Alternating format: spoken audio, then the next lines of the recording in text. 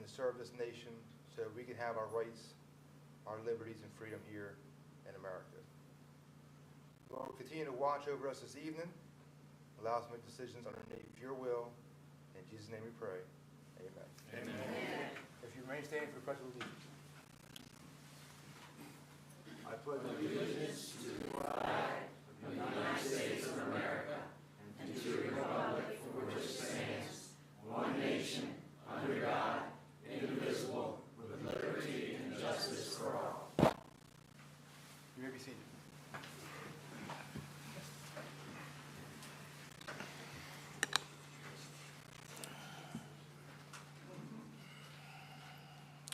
Okay, the first item on our agenda this evening,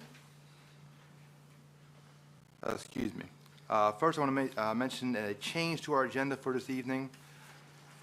New business number 2, Mr. Robert Herrera from the 9th Street Development Company was going to schedule here to be an update on that project.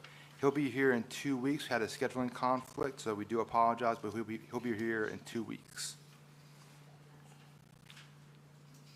Going to move on to approval of minutes for the meeting on October 22nd. Council has seen said minutes.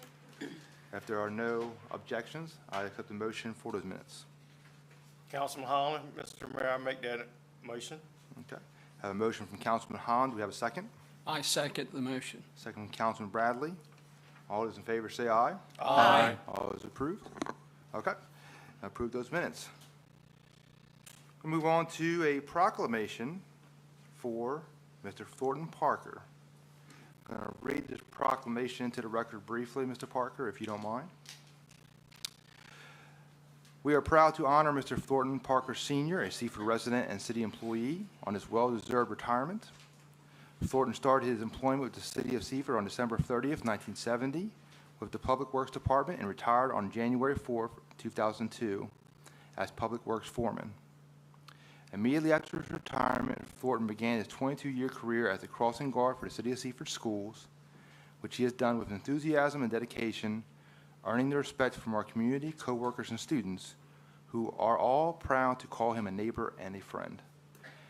The City of Seaford was truly fortunate to have Thornton as such a dedicated and committed employee for 55 years, and we hope he enjoys his retirement, as it is much deserved as a wonderful career with the City of Seaford.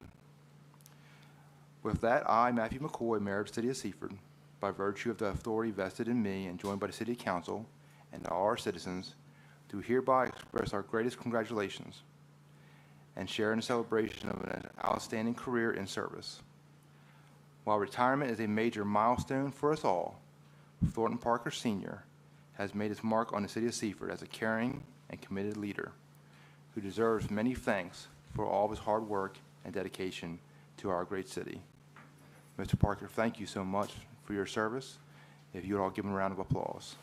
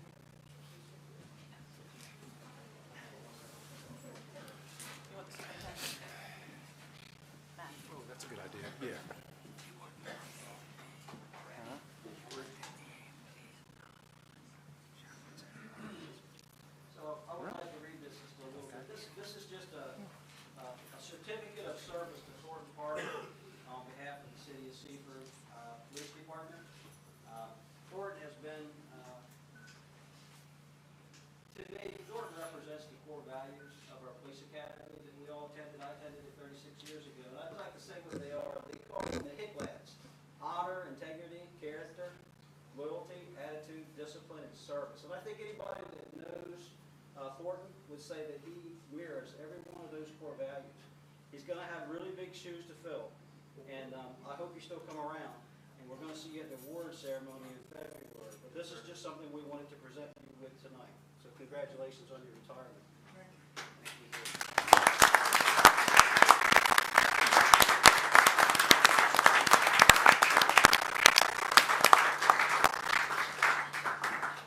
Tricia, you want to get a picture with Dr. D?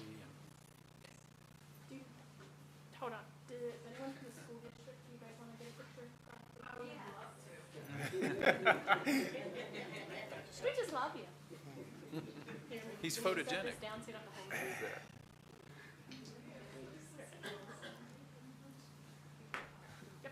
go back up there, Parker. Far away, Parker.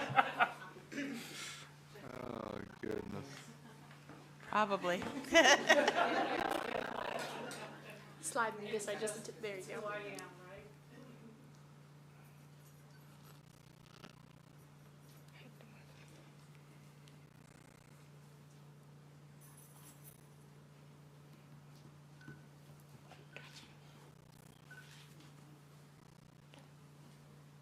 Mr. Parker was also announced today as a friend of Seaford, Hmm. and we will be able to share that announcement at our board meeting on Monday. So we'd also like to congratulate that as well.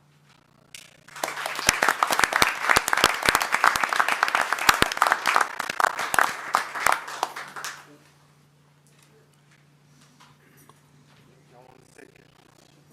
Y'all, even if you want to get a picture. I was there, yeah.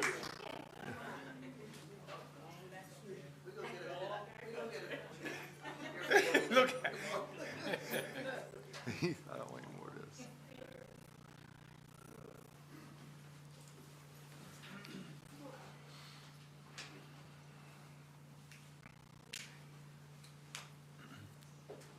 Do you want me to take up your phone too? Let me take one with your phone.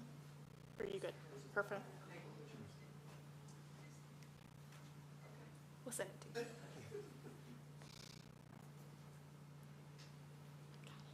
Thank you. You're welcome.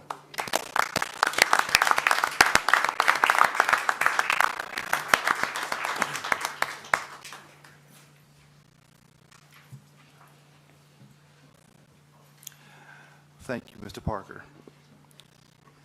We're going to move on to public comment. Is there anybody here for public comment this evening? First, we have Mr. Jim Walsh. Mr. Walsh, if you'd come forward, please. Hey, you want?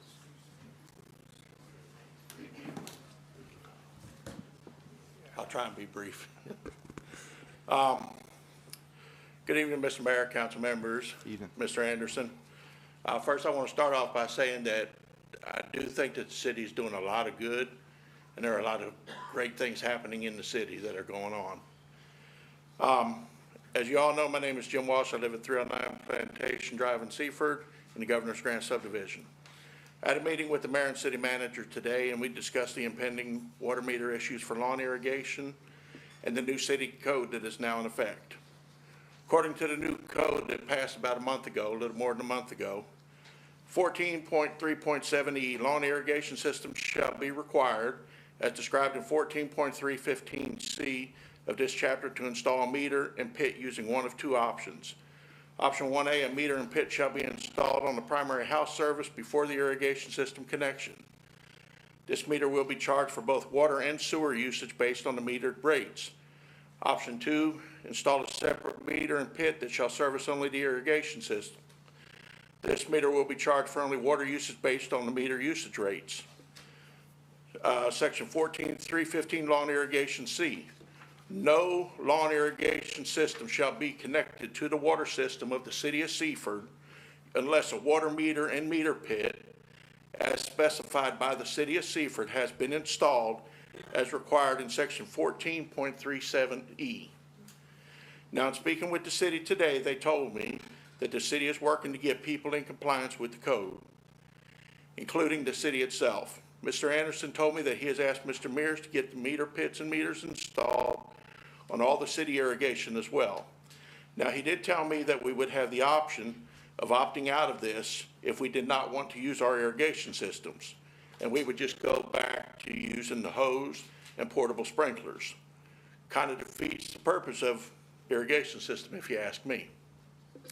My understanding from the meeting today is that the city will start billing us for irrigation water usage starting in April of 2025, which is fine with me if that goes for everybody in the city with an irrigation system. We all know that this will not be the case. And as was stated in the meeting today, the city was going to be working with the residents to get them all into compliance. Well, my opinion is, don't charge any of us residents until you are ready to charge us all the same. How is it fair to charge some residents, the ones in the newer homes that had to have the pits installed, than the ones in the older homes that have lived here longer that haven't had to have them yet?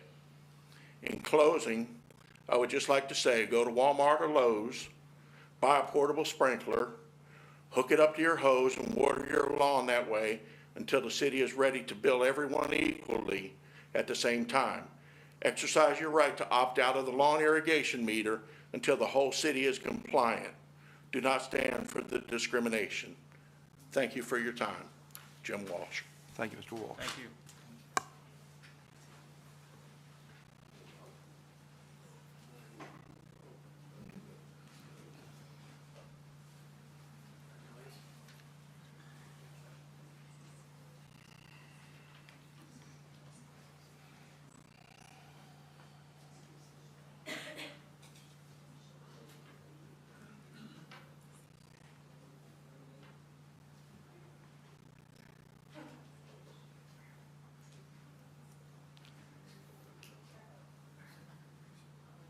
Anybody in the back can come up front here now.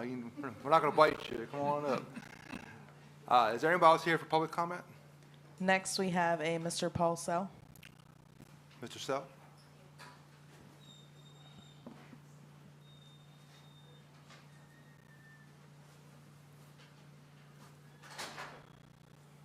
Evening, Mayor and Council. Evening. My name is Paul Sell, live on 327 Pine Street. It's been a while since I've been here in front of you guys. Of course, the hours that I work. I want to address some basically quality of life issues on Pine Street. This is what I've been here before, the concerns I have on some of the places on Pine Street. The one right next to me is 331, which I still say, and I think everybody on our street still says, that's a rooming house, plain and simple. I've been told over and over, we can't prove it, we can't prove it. I would like to see some effort made to prove it, because it is a quality of life issue. I used to be able to sit out on my front porch, peaceful, quiet. That hardly exists anymore. You know, there's no peace and quiet because of the one resident. And the other issue I want is 317 Pine Street. I think you're all well aware of the house I'm talking about, the old cook's house. Well, it's been abandoned for over a year. Open windows, it's hard to tell what kind of varmints are living in there. And with cold weather coming on, houses like that, you know, are going to get squatters.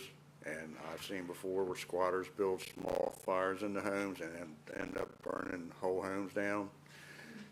Not something I want to see in one of these homes on Pine Street, because you're liable to lose a whole lot more homes if you have one of those old dry homes catch fire. So I would like to see a little more concern on Pine Street. Like I said, last time I was in and talked to you guys, some things changed for the better, but it's starting to deteriorate again. That's why I'm here, because I'd like to put a stop to it now, not let it go on. Thank you for your time. Thank you, Mr. Sell. Thank you. Mr. Sell, if you don't mind leaving your number before you leave here, I want to follow up with you on these issues, okay? All right. Is there anybody else here for public comment? Miss Alicia DeMero.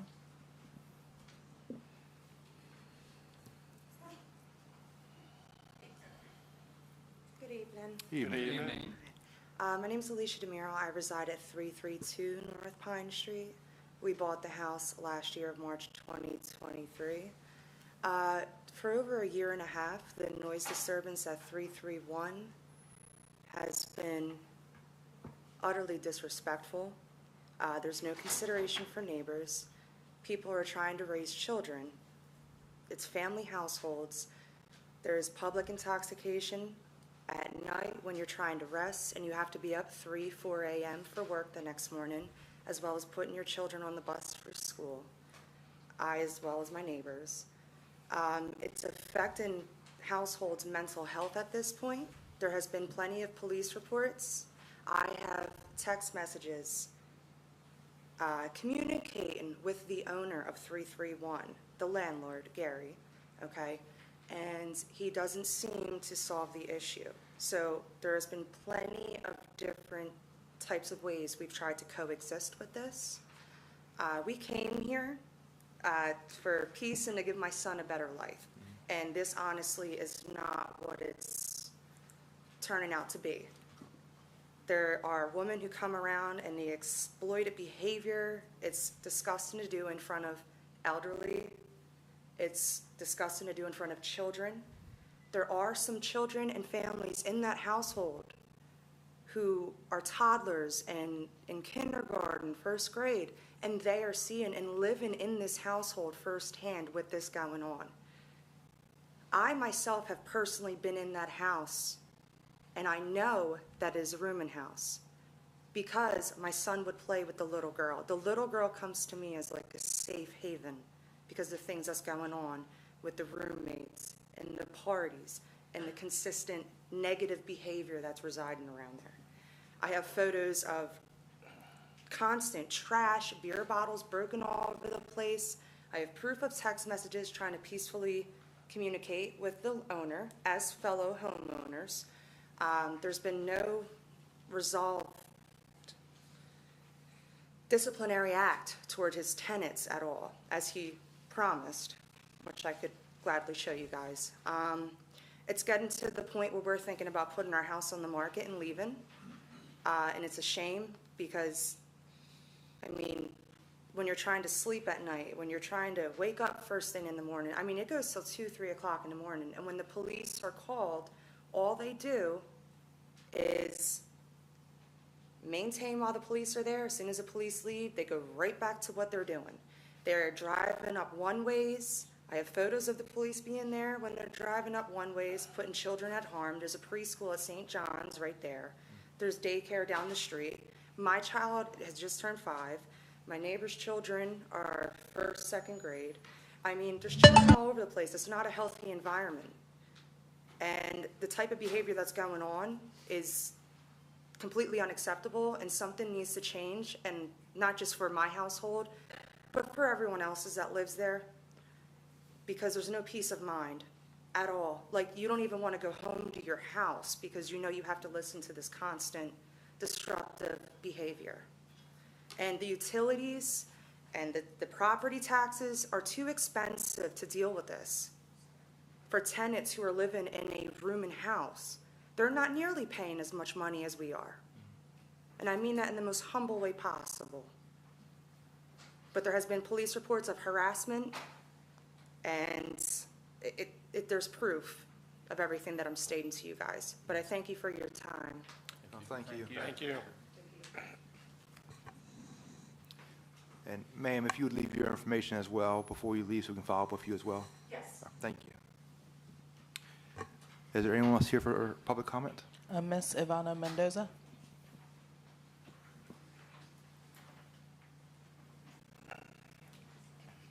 Good evening. Good evening. Good evening. My name's Ivana, and I live on North Pine Street, 321 North Pine Street. And I've lived there for 2 years now. It has gotten somewhat better, but the house 331, it's getting to the point where I can't even go outside. The noise, the yelling. I have a nice rental. I'm renting a property there, and I can't even go outside, and I'm paying really good money to live there, and I can't even enjoy it because of the noise. And there was one day we were playing baseball outside, and they were outside taunting us, and it's just unacceptable, especially when I have young kids and they're looking at me and saying, what is going on? And I don't know how to explain it to them other than I don't know what to do. And I've called the police before, and sometimes you just feel like, am I just bothering the police? Because it's just noise, but it's loud. It's all day long, from the time we get up to the time we go to bed. And I'm just thankful I don't hear it in my room, but my neighbors, they hear it all night long, and we just want to see something done. Absolutely. See a change. Yeah. And then the other complaint I have with that house is trash day. My son and my neighbor's son, they're standing next to 2 garbage bins, and then just garbage just flowing out of it. And that's where they stand when they get on the bus. And I think it's a safety concern, because if the bus is coming up, they can't see them standing there because of all the garbage. So, and that's all I have. I just asked for some change. Absolutely. Thank you. Thank you. Thank you. Thank you.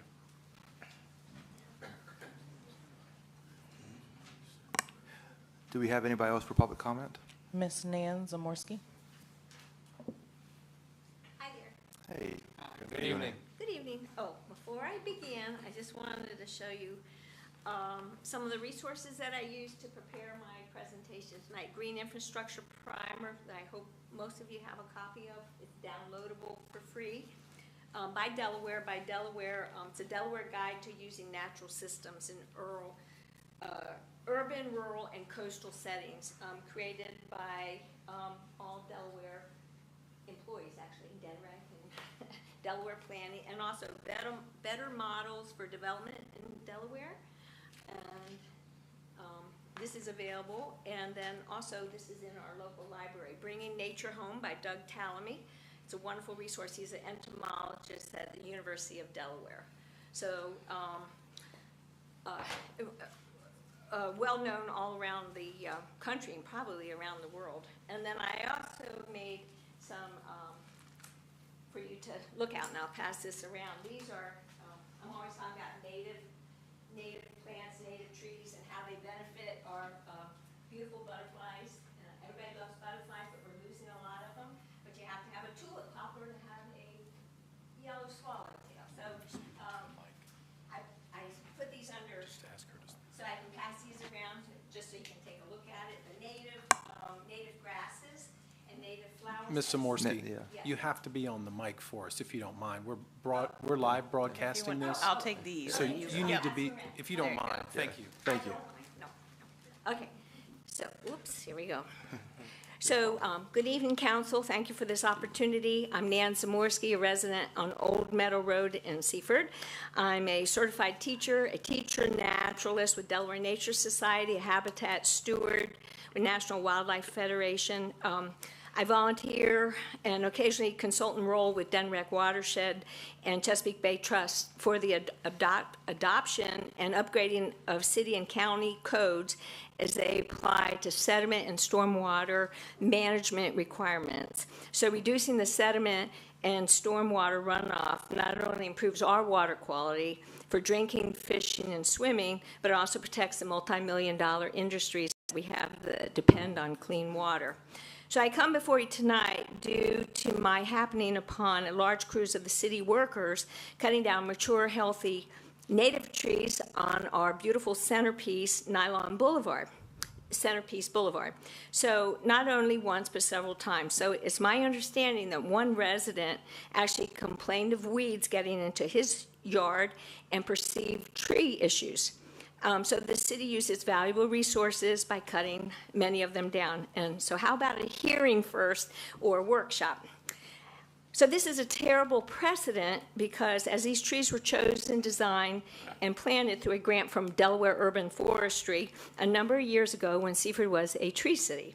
So why not use our resources instead for routine trimming, if needed, add a rain garden or two, and maintaining the light poles. They probably need some cleaning and painting.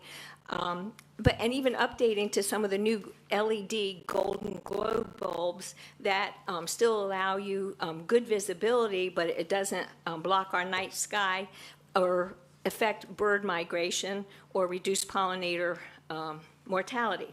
So we're losing our native trees in our parks, like especially the oak trees, due to overuse of herbicides like the Roundup, to control weeds in mulch beds, because what happens is that it works its way through the mulch down into the roots that are only a few inches below the surface of the soil, and it slowly kills these trees. So many are large, beautiful shade trees that are native that have to be cut down, and usually they're replaced with small, expensive saplings. Lord knows we need the shade with these long, protracted heat that we have during the summers now. So there's many groups like the Sussex Preservation Coalition, Denrec Forestry, and many other groups that are sounding alarms about losing our tree canopy, not only in Sussex County, but Seaford. And through its unbridled residential and commercial development, really due to a lack of codes and ordinances to protect the trees and forest preservation, unlike many of our neighboring states and even neighboring counties. So what to do? Here we go. So if Seaford is a great place to start, which I believe it is, and maybe end up, let's get to the mindset of the 21st century as we're talking about landscaping ideas and actions. So don't forget to download, if you don't have this primer, please. It's great. Seaford's on page 12 with the rainwater, stormwater runoff collection right up in front of Dunkin' Donuts. And basically the idea is to keep the rainfall where it lands instead of letting it run off. So, and don't forget to please check Bringing Nature Home from the library. And I think you'll find it really wonderful. And the main thing is that the white oak tree is #1 for supporting butterflies, moths, and skippers, supporting over 534 species, whereas many of these ornamentals provide 0, but they're actually toxic, so the little caterpillars can't munch. And so a great opportunity is literally on our doorstep now with our new innovation center. And so I've made numerous attempts to try to meet with the city and the developer about trying to put some of these green infrastructure ideas into the parking lot, innovative ideas for the parking lot in the Nylon Capital or Innovation Center. So rather than just reproducing the 1950s style parking lot that is there, what is heat intensifying, dangerous to walk through as a pedestrian with the cars, and then why not use the green infrastructure and have plant tree islands, have walkways for pedestrians, especially if you can put them underneath some of the native tree canopies. And they using pervious pavement in certain areas where the water will just filter through rather than run off like down our drains with dirt, gas, and all the other sediment. So I hope Seaford and his plan for growth can start adopting some of these scientifically proven and aesthetically appealing green infrastructure concepts for all the ecosystem's benefit, and we have a power to be part of the solution. And I look forward to having a healthy discussion and planning session with you and the developer for the parking lot. Oh, okay, and I will pass this around if anybody wants a copy of the top 20 woody plants and perennials to plant to support your butterflies, moths, and skippers. And on the back, don't plant these. They're invasive. Okay. Did you want a copy, Council? I'll take a copy. I'll read one, yeah. If you don't mind. We pass these for you. Thank you. Thank you, Nan. Oh, you're welcome. Thank you for your Yes, ma'am.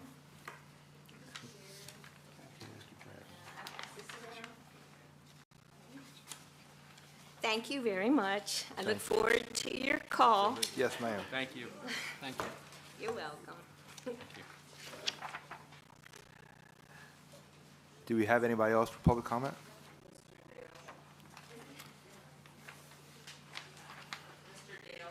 All right. Mr. Short?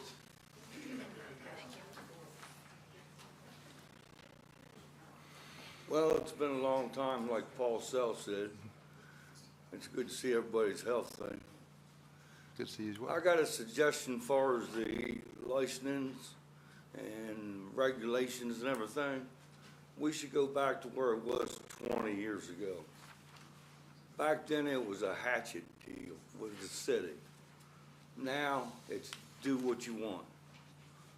My property at Pond Street, I've had trees falling on it for 2 years, not moved.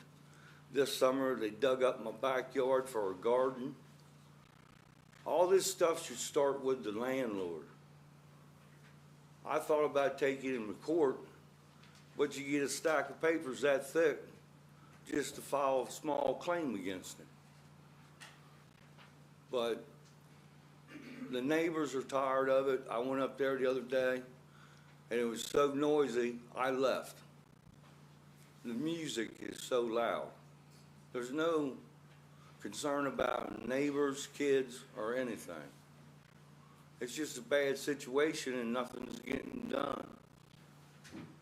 So hopefully somebody can take some action or change some rules to where other homeowners are held responsible for what's going on their property. Thank you. Thank you. Thank you, Mr. Short. Is there anybody else here for public comment? All right. At this time, if anybody would like to depart, we have a long evening ahead of us, so we're not going to feel bad if you guys leave at any point in time.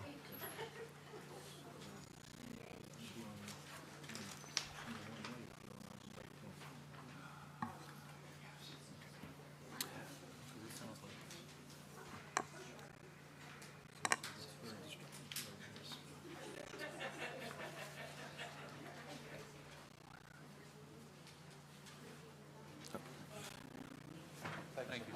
Thank you for coming in. See you, Paul. We can work it out.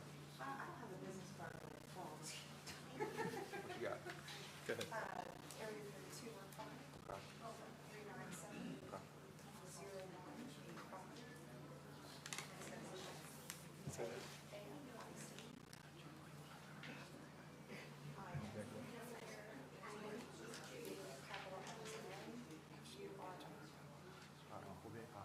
Thank you.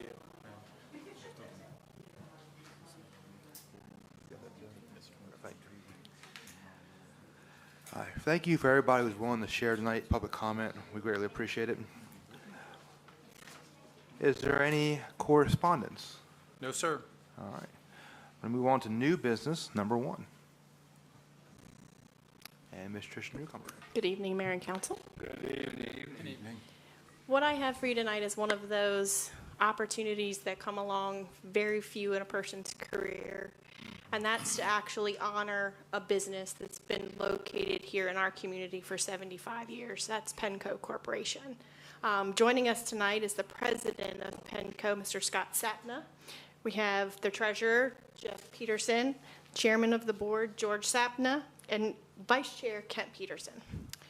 Rather than me stand here and tell you about their 75 years, because I would not do it justice, they have a video that will tell you just that. 5 years, Penco Corporation has been Delmarva's preferred distributor of plumbing, heating, and air conditioning products. What started as a small shop with 2 employees in Seaford, Delaware, has grown into a distribution powerhouse with multiple wholesale locations, a retail showroom, and a warehousing campus. The business has evolved over the years, and today Penco is a diverse operation that participates in many business segments. While the road to 75 years has been an amazing journey for our company, it hasn't always been a smooth ride. We have endured tragedy and difficult times, but in the end, our company has persevered and come out stronger on the other side. You probably know a little bit about our company, but there's a deep, rich history that has brought us to 75 years. This is our story. The story of Penco begins with a union of 2 unlikely business partners. George H. Sapna Sr., a Wilmington, Delaware native, came to Seaford, Delaware looking for opportunity. His eventual business partner, Oscar E. Peterson, Pete, was a Seaford, Delaware native, also looking to put his stamp on the business community. Both gentlemen worked side by side as employees of Seaford Plumbing Supply in the 1940s. Both George and Pete had grievances against their former employer and ultimately decided to open their own distributorship, Peninsula Plumbing Supply, in 1949. Their first venture was opening shop in a small building on Water Street in Seaford, Delaware. The new address for Peninsula Plumbing Supply was just 2 doors down from Seaford Plumbing Supply. When George Sr. and Pete first opened the doors to Peninsula Plumbing Supply, they needed to have a way to bring customers in the door. Seaford Plumbing Supply was located at the end of the street, 2 doors down, and customers, plumbing contractors, would come down the street to go to Seaford Plumbing to buy their supplies. Well, George Sr. came up with a plan. At 7 o'clock in the morning the next day, he would walk out, stand on the street with a pot of coffee in one hand, a bottle of whiskey in the other, and wave them on in. This turned out to be quite an effective plan. Most important, I think, is that Pete and George complemented each other. George was the ultimate salesman who knew his product, could mix and mingle with anyone. Pete, on the other hand, was the inventory control, purchasing, back office guy. They worked tirelessly to build their new business, and because of their success, found that they needed to expand. After 6 years of operation on Water Street, growth required them to move to a larger building and yard on Delaware Avenue in Seaford. This location served as headquarters for almost 30 years. In May of 1964, the small city of Salisbury, Maryland was experiencing tremendous growth, so a decision was made to open the first branch location on Washington and Cross Streets. At this point in time, the company was still very small. They only had 18 or 20 people working in the Seaford location and another 2 in Salisbury.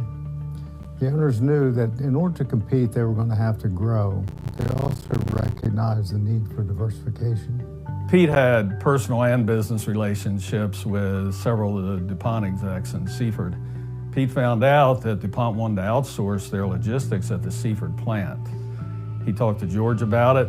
They felt it fit their business model, and so they made a proposal to DuPont in 1965, which was accepted, and the first warehouse was opened for business in 1967. Over the next 15 years, warehouses were added to bring the total square footage to 582,000.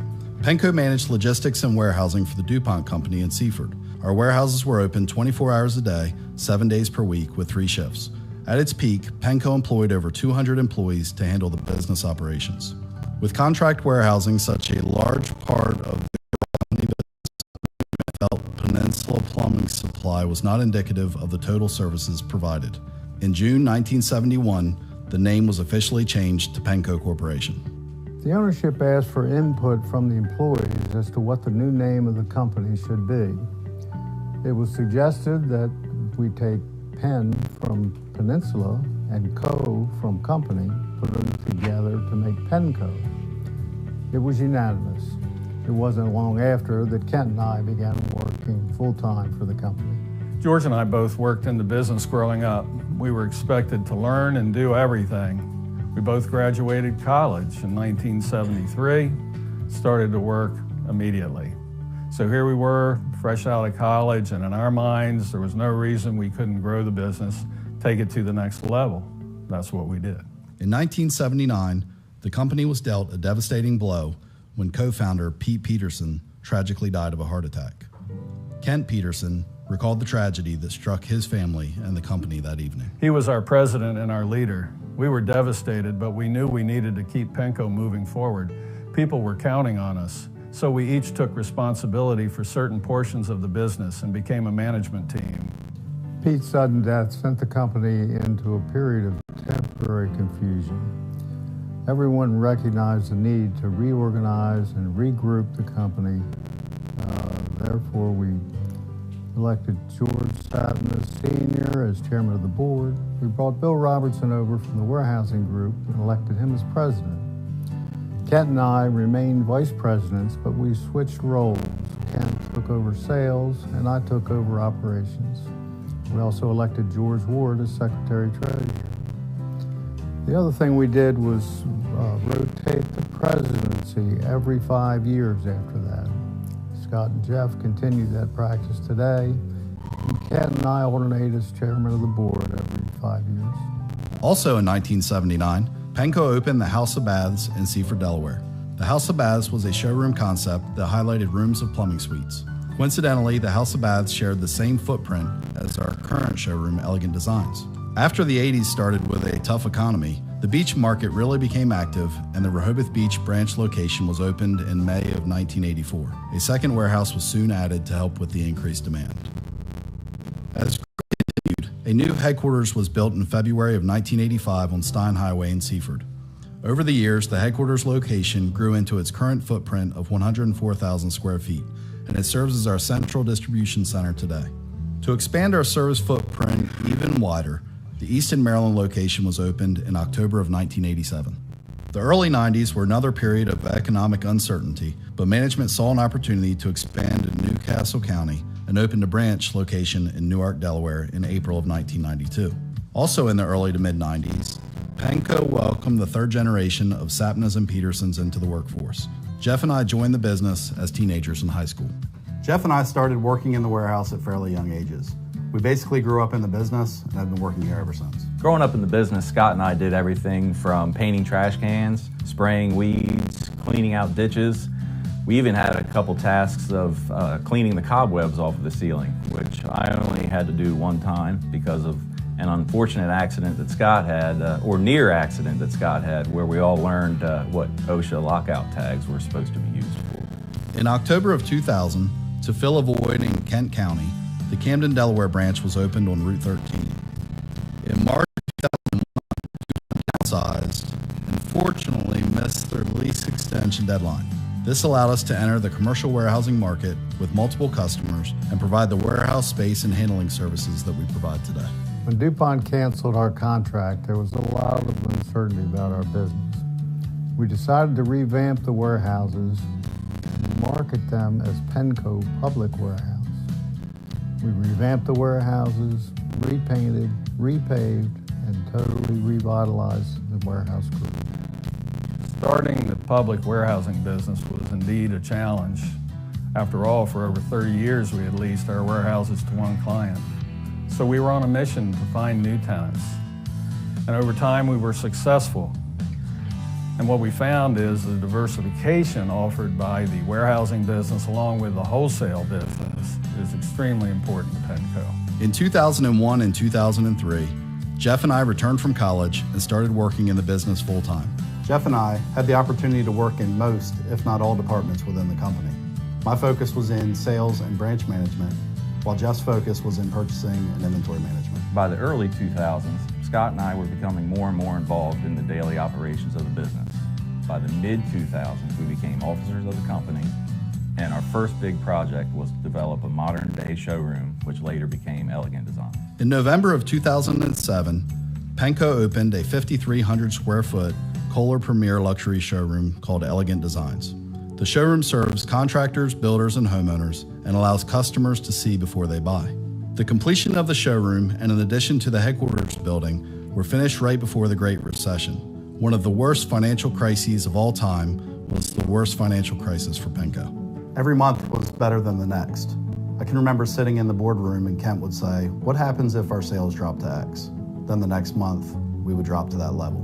It's a really scary time for our business. There were many steps taken to reduce our losses at this time. Every single employee made sacrifices to help us through this, and it was those sacrifices that helped us weather the storm. As bad as it was, the Great Recession was one of the best educational experiences we could have asked for. It's one of those things that helped shape what our company would become in the future. Scott and I vowed that we would do what we could to recession-proof the business, and proud to say through short-term and long-term debt reduction goals, we've been able to do just that. October 2010 brought about another milestone as second-generation owners Kent Peterson and George Sapna retired. As third-generation and current owners, Jeff and I took over all daily operations. For me, it's not just amazing to look back at the growth of the company during Dad and Kent's time at the helm, but the risks that they took by adding 4 new branches and a new headquarters building in 16 years. The dads established a foundation that allowed our company to prosper.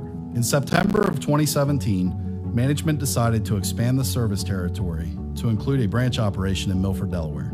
In April of 2024, Penco opened our 8th full-service wholesale location in Selbyville, Delaware to better serve our lower Sussex County, Delaware, and Worcester County, Maryland customers. Today, Penco operates a total of 8 wholesale locations, 1 luxury kitchen and bath showroom, and 582,000 square feet of commercial warehousing space. We have just shy of 100 business associates, and we provide wholesale and retail delivery services to all of Delaware, the Eastern Shore of Maryland and Virginia, and parts of southeastern Pennsylvania. Our warehousing business provides logistics and contract services, trucking, handling, as well as the management of a fuel depot. Penco's mission statement accurately describes the company's priorities. It is Penco Corporation's mission to be the leader in wholesale retail showroom sales and logistical services in our respective markets. Employee satisfaction, vendor relations, and social responsibility are all key priorities of the organization.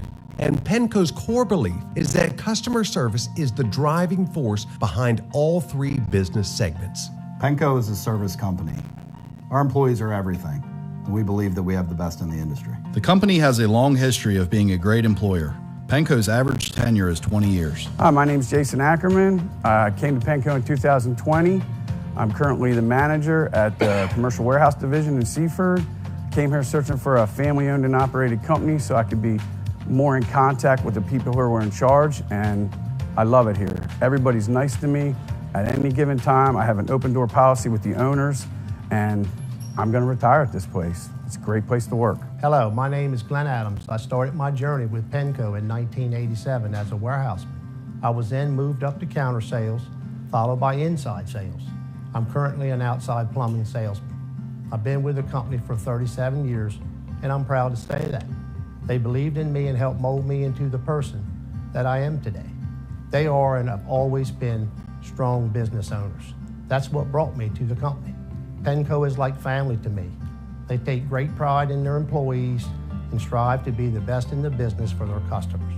I thank them from the bottom of my heart for always being there for me and my family over these 37 years. Congratulations to 75 years. Having great employees is what differentiates us from our competition. We're able to provide the services we provide because of our employees. The company also prides itself on having great relationships with its customer base and vendors. We have a very loyal customer base. Our relationships with our customers span years, sometimes decades. Not enough can be said about how thankful we are for our loyal customers. Having strong vendor relations is a top priority for us. We pride ourselves in partnering with the top manufacturers in the industry.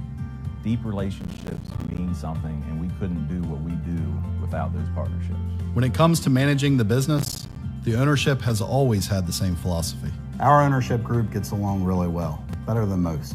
And I think that's a big reason for the company's success. We each bring a different perspective to the table, and we respect one another's passion for the family business. The decisions made on behalf of Penco are made because they're what's best for the company. Our focus is having a strong company, and it's that basis that drives all of our decision making. We're really excited about the next chapter for our company. Both families have 4th generations entering the workforce, and we can't wait to see what's next for Penco. Penco Corporation, 75 years and counting.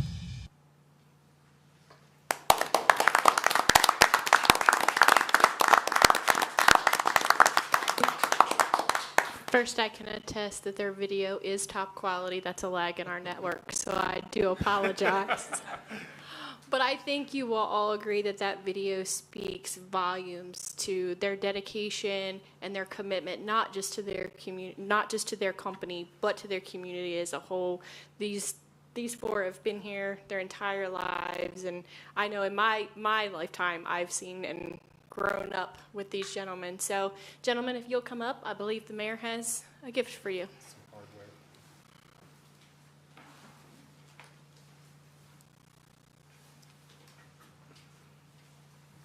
I think we could do everybody again. Do everybody again? Because this is a big deal. I think so. Mayor and Council of the City of Seaford, we are pleased to congratulate the Penco Corporation on achieving 75 years of operations. Thank you for your dedication, commitment, and service to our community all these years. Thank you all very much. Thank you. Appreciate it.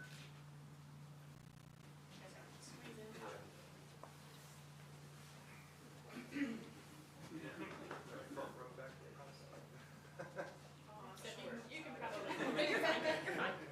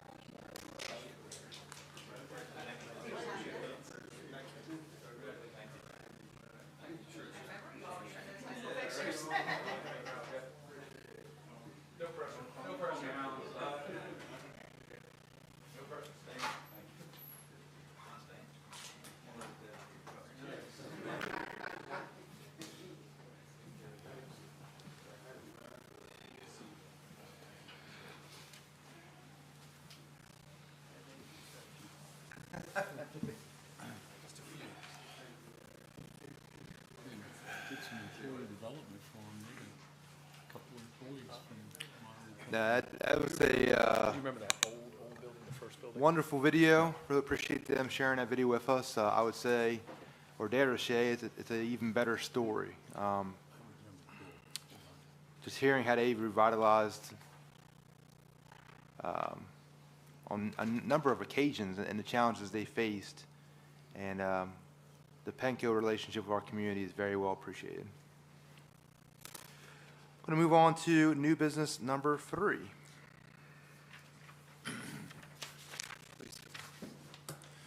So today we have gentlemen with us from Evergreen Solutions to present information regarding the 2024 compensation study. And he has a brief presentation for council. Just for council's, just some background for council. The city of Seaford does a compensation study. We aim to do it every 5 years, and we do hire a consultant to assist us with that. Evergreen Solutions responded, was one of several respondents to our request for proposals. We did contract with them, and they're in the very beginning stages of their work effort for the city of Seaford. So Mr. Holcomb, Mark Holcomb, is here. He's flown in to be with you, gentlemen and lady, today. And he's here as well tomorrow, meeting with focus groups with our employees. He's going to go through a brief presentation about his work effort. And please, I know he has an opportunity for you, but please ask him any questions you have. And there will be a final report to council in the February time frame or so. And, you know, council will ultimately have to adopt any recommended changes in the pay plan kind of at that time. So with that, I'll let Mr. Holcomb move forward. All right, well, thank you very much for that introduction. As was shared, my name is Mark Holcomb from Evergreen Solutions, and I'll have an introduction as well from my colleague, Michael Mizrahi, who couldn't be here today. But we're definitely very excited to have the opportunity to work with you all here. And so today, just have a couple slides put together, not too long, but a brief presentation about an introduction to Evergreen, so you know who is this company coming in to, you know, work with us from the outside and sort of give us some of those recommendations. An introduction, as I said, to myself and Michael Mizrahi. Then I'll talk you very briefly through the work plan, which is essentially the different steps that we're going to take over the course of the engagement, and then end with a brief overview of the project timeline as well. So Evergreen is a national public sector consulting company. We do work all across the country. We're based in Tallahassee, Florida, but again, we literally have been in 47 states across the country, more than 1,400 studies of this very, very similar nature. So classification and compensation is what we do every single day. It's our focus, it's our bread and butter, and so we're definitely excited to have a chance again to work with you all and hopefully bring in some of that outside knowledge, but also leverage some of the strengths that you all have in your system. To hear that you all update regularly your system is a strength, because that's not the case for all 1,400 of our clients. Sometimes we do come in and it's a little scary to hear they haven't done something in 20 plus years. So definitely good to hear that it's something you all have paid attention to over the years. We do work primarily with local governments. That's what my team specializes and focuses in, but we also have other teams that work with colleges, school districts, etc. So again, the two main people working on this project are myself and then Michael Mizrahi, who we've already mentioned. We've got a lot of experience in this area and the surrounding areas and surrounding states as well. Have both been consulting for about 10 plus years almost. And again, Michael also has some experience at a very, very large public sector organization, University of Central Florida. We also have specialists that work on our team to help us collect the market data, as well as doing any updates that might be needed to things like your job descriptions. Those are two very particular and unique aspects of the project. So again, that market piece, especially reaching out, collecting data, cleaning and matching the jobs to make sure that we're making the most appropriate comparisons that we can. That team that specializes in that market survey every day is definitely an asset that we have. So with the work plan, I'm not going to go through, every one of these bullets here, but just as a high-level overview, project introduction is what we've been doing thus far, getting to know your organization, collecting the information we need to see, things like your job descriptions, your org charts, really understanding how are you administering compensation and classification right now. Step 2 is what was just referenced a moment ago. I'm going to be here tomorrow on site as well, meeting with your employees. I'm going to be collecting information from them, hearing their concerns, their feedback. What are the areas that they think we need to take a look at? Hearing from leadership as well, really to make sure that if there is anything unique to your organization, if there are challenges that you all are facing that maybe some of our other clients have not faced, we want to make sure we're well versed in that and we're aware of that. Certainly it doesn't mean that every single thing they ask for they'll necessarily get. We obviously are going to back everything up in the data that we collect before we make a recommendation. But if your employees have a concern, we want to be able to come back with an answer. And whether that answer is yes, this was a founded concern that we backed up and we want to make a recommendation on, or if that concern was, hey, that's not what we found and here's what it looked like when we looked at the market, it can be definitely good to present that picture to them and make sure that they understand kind of what we saw in the market as well. Step 3 is going to be the classification analysis. So that's a very, very deep dive in your job descriptions and the way that your positions are actually set up right now. It can involve things like tweaking job descriptions or understanding that employees may be operating if their jobs have evolved in the past couple of years. We could see some adjustments there, potentially changes or consolidations to job titles as well. But that's mainly an internal looking focused on your system and the way your classifications work now, along with a little bit of tweaking potentially to bring you in line with the market. Step 4 is going to be the external market salary survey. So I think when people hear classification and certainly compensation, they immediately think, okay, how do we compare to our peers and are we paying what we're supposed to be paying in the market? Step 4 is where we're going to look at that and sort of address and answer that question. And so we will look out at some other organizations in your local area to understand, is your pay competitive with the pay of your peers? If you're looking to recruit and retain and bring in the best talent that you can, or retain that talent and actually keep them working at your organization long term, we want to make sure that you have a competitive compensation plan that's in place. So we'll work on that and provide recommendations based on step 4, that comparison with your peers. Step 5 is where we do make those recommendations. We bring together the internal review that I mentioned in step 3. We bring together the external review in step 4, and we make the recommendations that really try to bring the best of both worlds in. We don't exclusively look at the market. We certainly don't exclusively look internally, but we do leverage a little bit of both to give you sort of that best practice approach to make sure we're not going to cause any issues internally with compression or inversion or having positions that don't relate as they should internally. But again, we also want to make sure they're placed in a competitive spot versus your peers.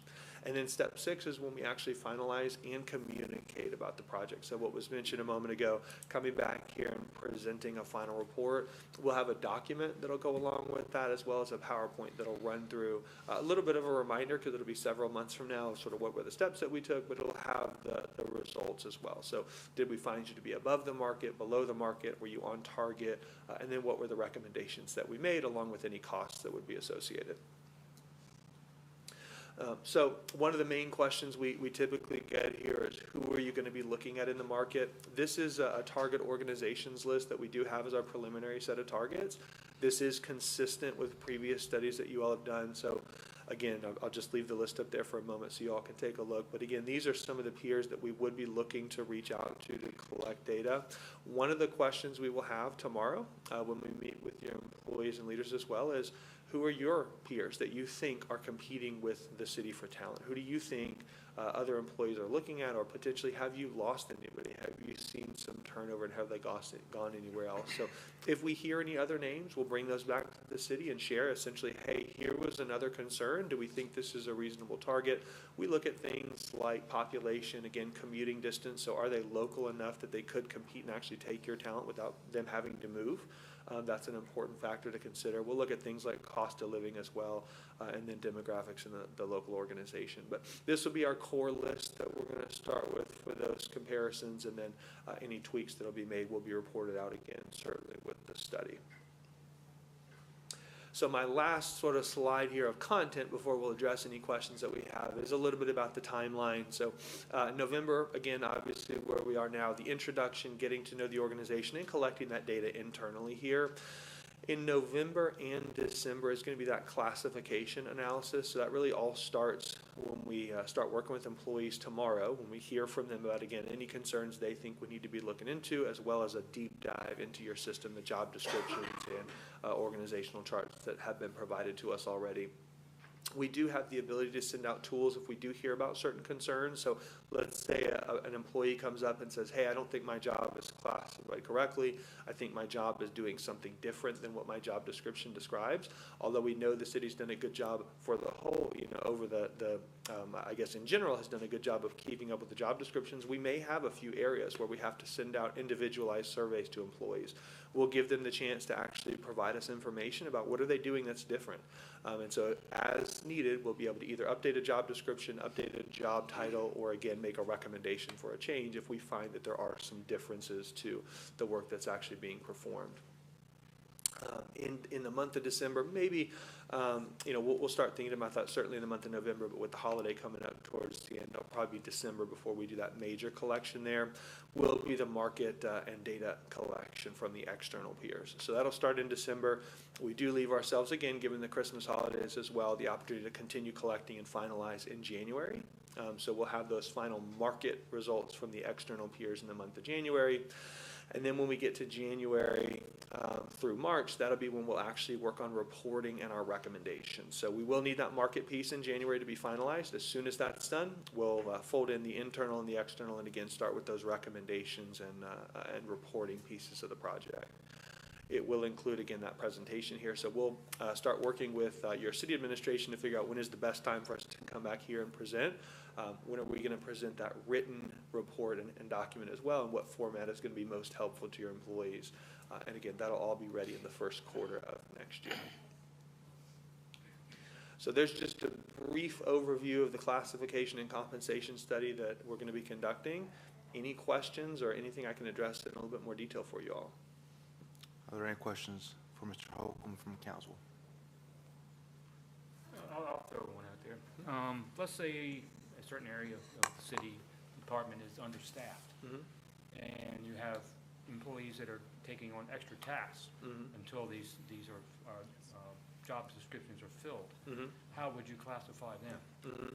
So we do look at, what are the actual tasks being performed by employees. Sometimes, if it is very temporary in nature, again, there may not be any change that's required. We do have a multi-leveled process where if we identify something that is off, we'll talk to the employee first. They'll say, hey, something's off here. We'll verify that with the supervisor to make sure, hey, how long has this been going on? Is this something that we hear temporary, and we've heard, it's temporary. Well, how long has it been going on? Oh, the last 3 years. And we say, okay, well, that's maybe not as temporary as we would like. So then we can talk to the department about, hey, maybe we should make a change to this job to actually reflect the work that's actually being done here. So that's where I got into the as-needed basis. We would send out that survey to the employee to fill out and tell us, what are they actually doing? That would be validated by the department and or the supervisor, and then we would make a recommendation for a change there. On the other side of things, again, if a job's been posted, it's been 3 months, and we think it's going to be filled soon, there's probably nothing that needs to be done in terms of an actual formal change to a job description. Although, again, one of the things we can work with the city on is what are some of the policies in place to recognize some of that work. So if there is somebody stepping up and actually filling in for a higher level position, some organizations will have some out of class or acting pay.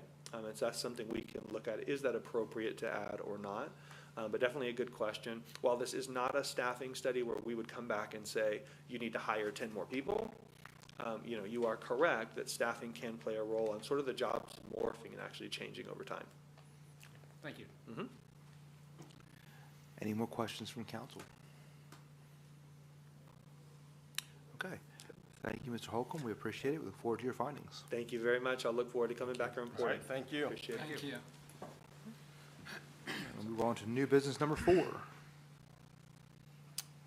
Ms. Merritt.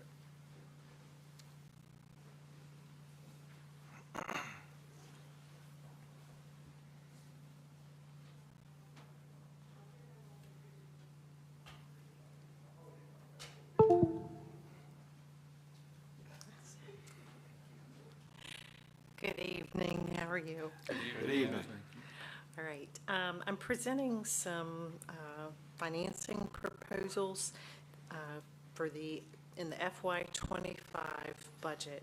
We had several vehicle purchases that were included in the budget, and the plan was to finance those purchases with loans. And so I sent out several proposals or requests for proposals to the different banking institutions. I received 4 back, and out of those 4, the best rate was Community Bank Delaware. I asked for a 5-year fixed rate, also asked for variable rates, and I asked for 10-year fixed rates. And they were the best in both of those categories. But at this time, looking at the rates and just not knowing really the market, how volatile it's going to be, I'm going to recommend that we do the 5-year fixed rate, which is 3.782%. And like I said, that's for 5 years. So, Okay. do you have any questions related to that? Have any questions for our Director of Finance? Vice Mayor? Is this one jumbo loan, or are these individual loans for each piece of equipment? Yeah. I'm doing one loan total. I could have done separate for like the different vehicles that we're purchasing. There were, I believe, 5 police vehicles. There was a public works service truck, and then there was the electric bucket truck. So the bucket truck is obviously a very large piece of equipment. They quoted it, and I could do separate loans, but it's just easier just to do all one. There's only one closing, the fees that you have to pay, you just do the one. Just for clarification, Vice Mayor, if you don't mind, the Director of Finance and I spoke about it. Obviously, when we do this loan, it will be subdivided in the back of house through the accounting function to each business entity. Okay, so the loan gets funded, and they're going to give you a lump sum, but you have differing delivery times. Your bucket truck is probably, it's here. I already have it. We took delivery of it. I already Okay. have it. Yes, all Mhm. right.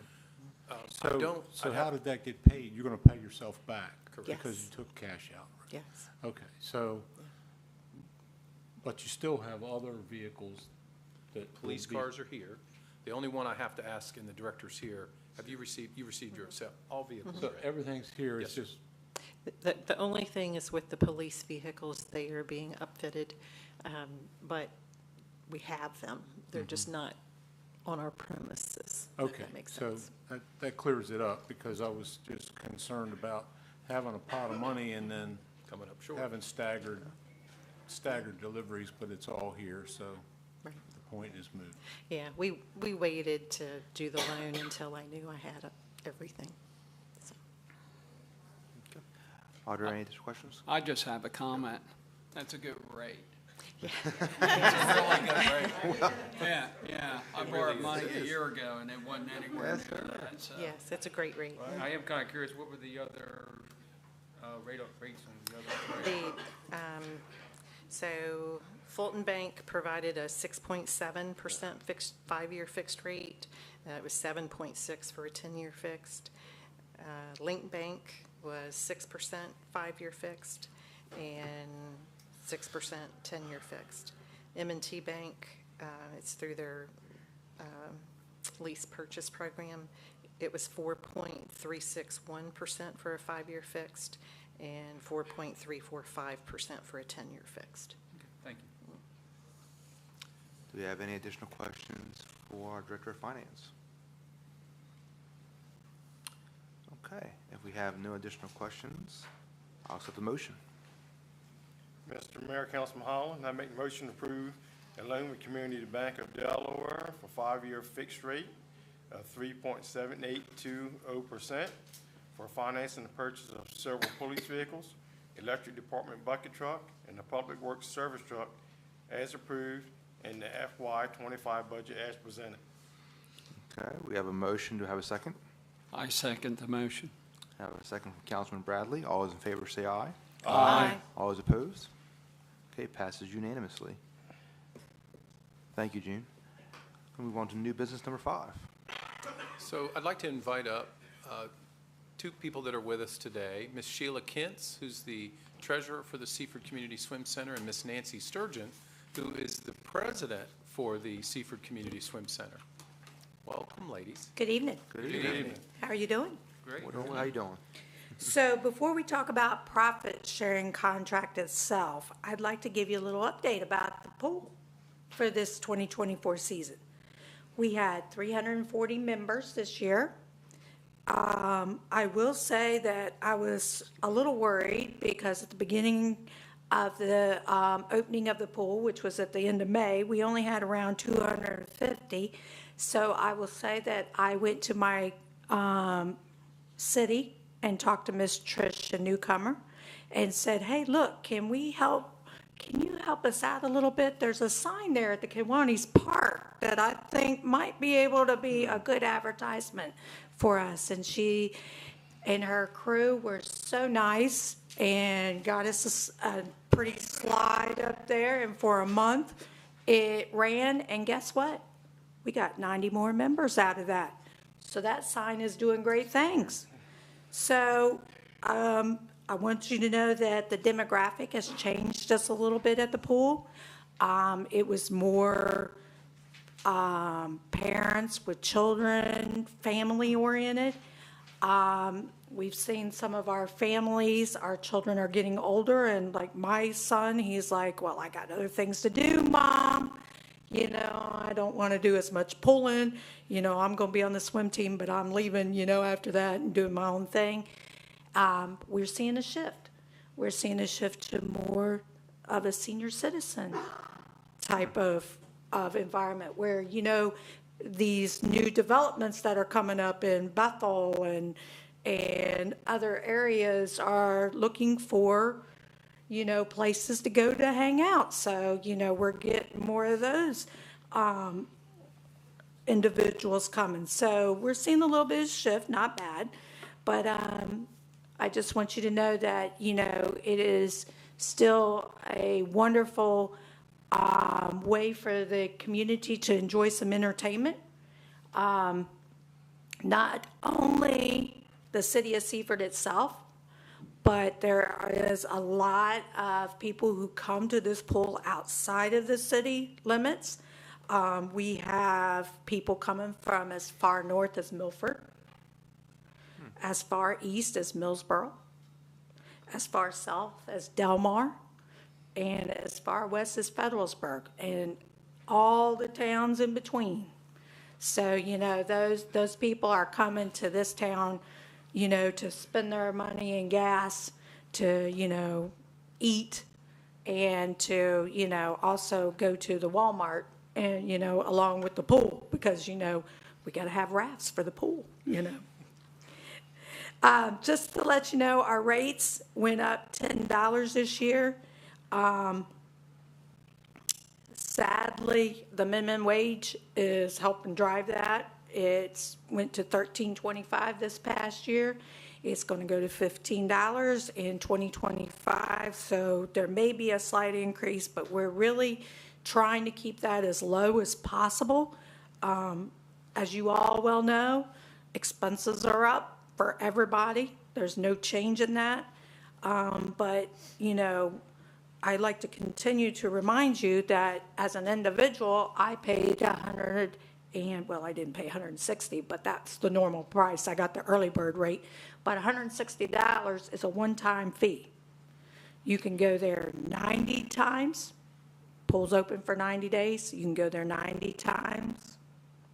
You can go there 30 times. You can go there 10 times. But that's a one-rate fee that you get for the whole entire summer. So, you know, we still think that it is a wonderful, wonderful way to spend our summers. Just letting you know, we have some board changes. We had 3 people that decided that they would like to get off the board. So we had 4 more come on, and I'm happy to say one of them is a male. So I'm gonna get to back off on my maintenance duties and let him do some more work. So I'm excited. He doesn't know that, by the way, so don't tell him. Don't tell him yet, but I'm gonna surprise him. So I just wanted you to know that that was going on. 2024 upgrades. We had some upgrades a couple, 2 or 3 years ago. We put in new coping and tile for the pool. The pool itself was able to help the city with that cost. We put in half of that.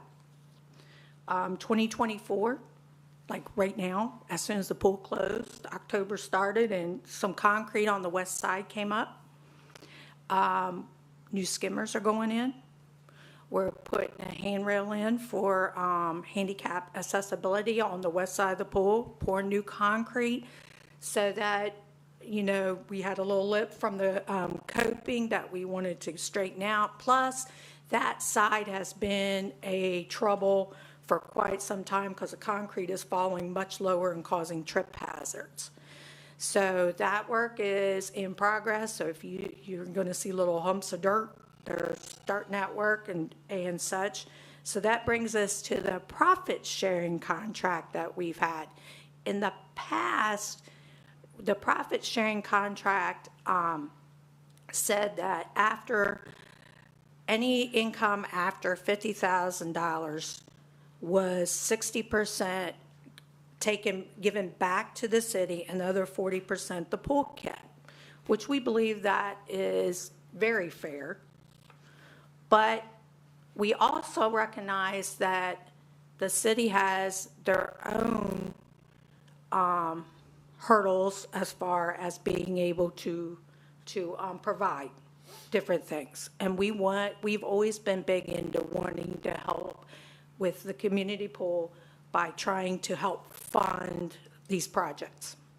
So we want to continue that. And we want to make sure that you understand that, we want to help you. We are partners in this. And that hasn't always been the case, but we want that to be that way going forward. So on the years, and there will be some years that this will not happen, on the years that we cannot put enough money in to help with an upgrade, because it's going to continue to need upgrading. It's not, recognize this pool was built in the 1970s, so you know how that is. I was built in the 1970s too, so I need maintenance just as much as anybody else does, So I just wanted to say that, that's going to be an ongoing issue that we're going to have, and we want to help you with that. And the years that we can have enough funding that we can continue with those upgrades, we want to do that. The years that we don't have that funding, then we would like to continue with the 60-40 profit sharing. So we want to try to encourage more of that working together and putting more funds in as much as possible. So with that, we are asking you if you agree with the contract terms and would like to proceed with that. Thank you, Ms. Kintz. That was great. Thank you. So council has in their package a red line document of the existing Seaford Community Swim Center agreement that the board and the leadership team here at the city has worked with them to update. And just a few tenets of the changes, this would be another 3-year contract, as we've had several of those. So this would take the term of the contract to 2028. And then as Ms. Kintz outlined, there are some changes to the profit sharing, and it's specifically on page, I think it's the top of page 3. And I'll just read it into the record because it's the substance of the change. The following shall be established for gross income over $50,001. If SCSC helps Seaford pay for any infrastructure replacements upgrades of $5,000 or more in the off season from October or the current year to April of the upcoming year, then it will be considered compensation for the current year. This will be agreed upon by both Seaford and SCSC by the end of the pool season, September of the current year, and documented in writing. Or gross income over $50,001 will be split with Seaford on a 60-40 basis, SCSC basis, if the infrastructure upgrades are not scheduled during the off-season described in Section 1. All revenue sharing payments shall be made to the city on or before December 1st of each calendar year, along with a year-end report detailing revenues, expenses, and profit sharing for the year. Money raised by holding fundraiser events held exclusively by SCSC shall be excluded from the above compensation sharing provisions. This shall include swim team concessions and banquet ticket sales. Those are what we've always done. If they run those fundraisers, they've always kept those.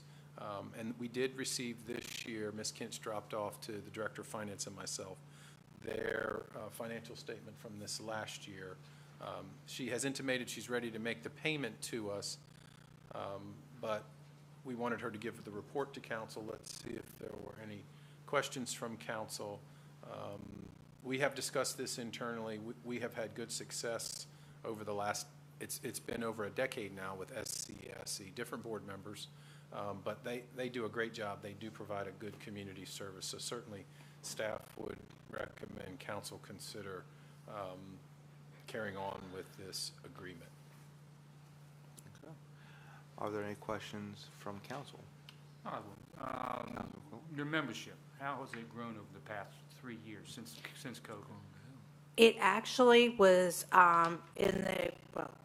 it was actually 432 in 2021. We were closed in 2020 because of COVID and all the things that were to be done to, stay clean, keep distance and so forth. In 2022, it was 368, 2023, 364. So it's maintained, got just a little bit less, but we feel that we've got a different group, I should say. I don't know if that's a good term, but we've got a different set of demographics that we've got people that are saying, hey, I didn't know this was here. I'm telling my friends, and I'm telling this one. So, and we actually had, a group that came from a residential subdivision that were talking about having their own pool. And they're like, no, we don't want to do that. Come look at this pool and be a part of this pool. So we've stayed level. We're hoping to increase it again like it was. It was in the 400 to 450s, along the way. But, of course, with COVID, people started building their own pools, and, a lot of things happened. Also, just another question, your marketing. Do you have someone on your team that can specialize in marketing? We do not. That was one of the things we talked about in a meeting, that we're working on that. We do have a person that just joined that has had a lot of experience with council things and stuff like that. So we're hoping we can get her to help us with marketing. She just came aboard as a member this year, so we're hoping for that. Okay. Well, thank you. You're welcome. Any additional questions from council? Vice Mayor. Help me understand number one a little bit better. So repairs from October of the current year to April of the upcoming year. So like January, February, March, and April repairs would be considered for the prior year? Is that a look back? I don't think so. I think this is written as repairs done in the off-season. So we would plan the repairs during that time the pool's closed. We would agree to them. As an example, Ken spoke about the contract that we're side. So we talk about that. Council budgeted. We're splitting it actually. Right. $8,000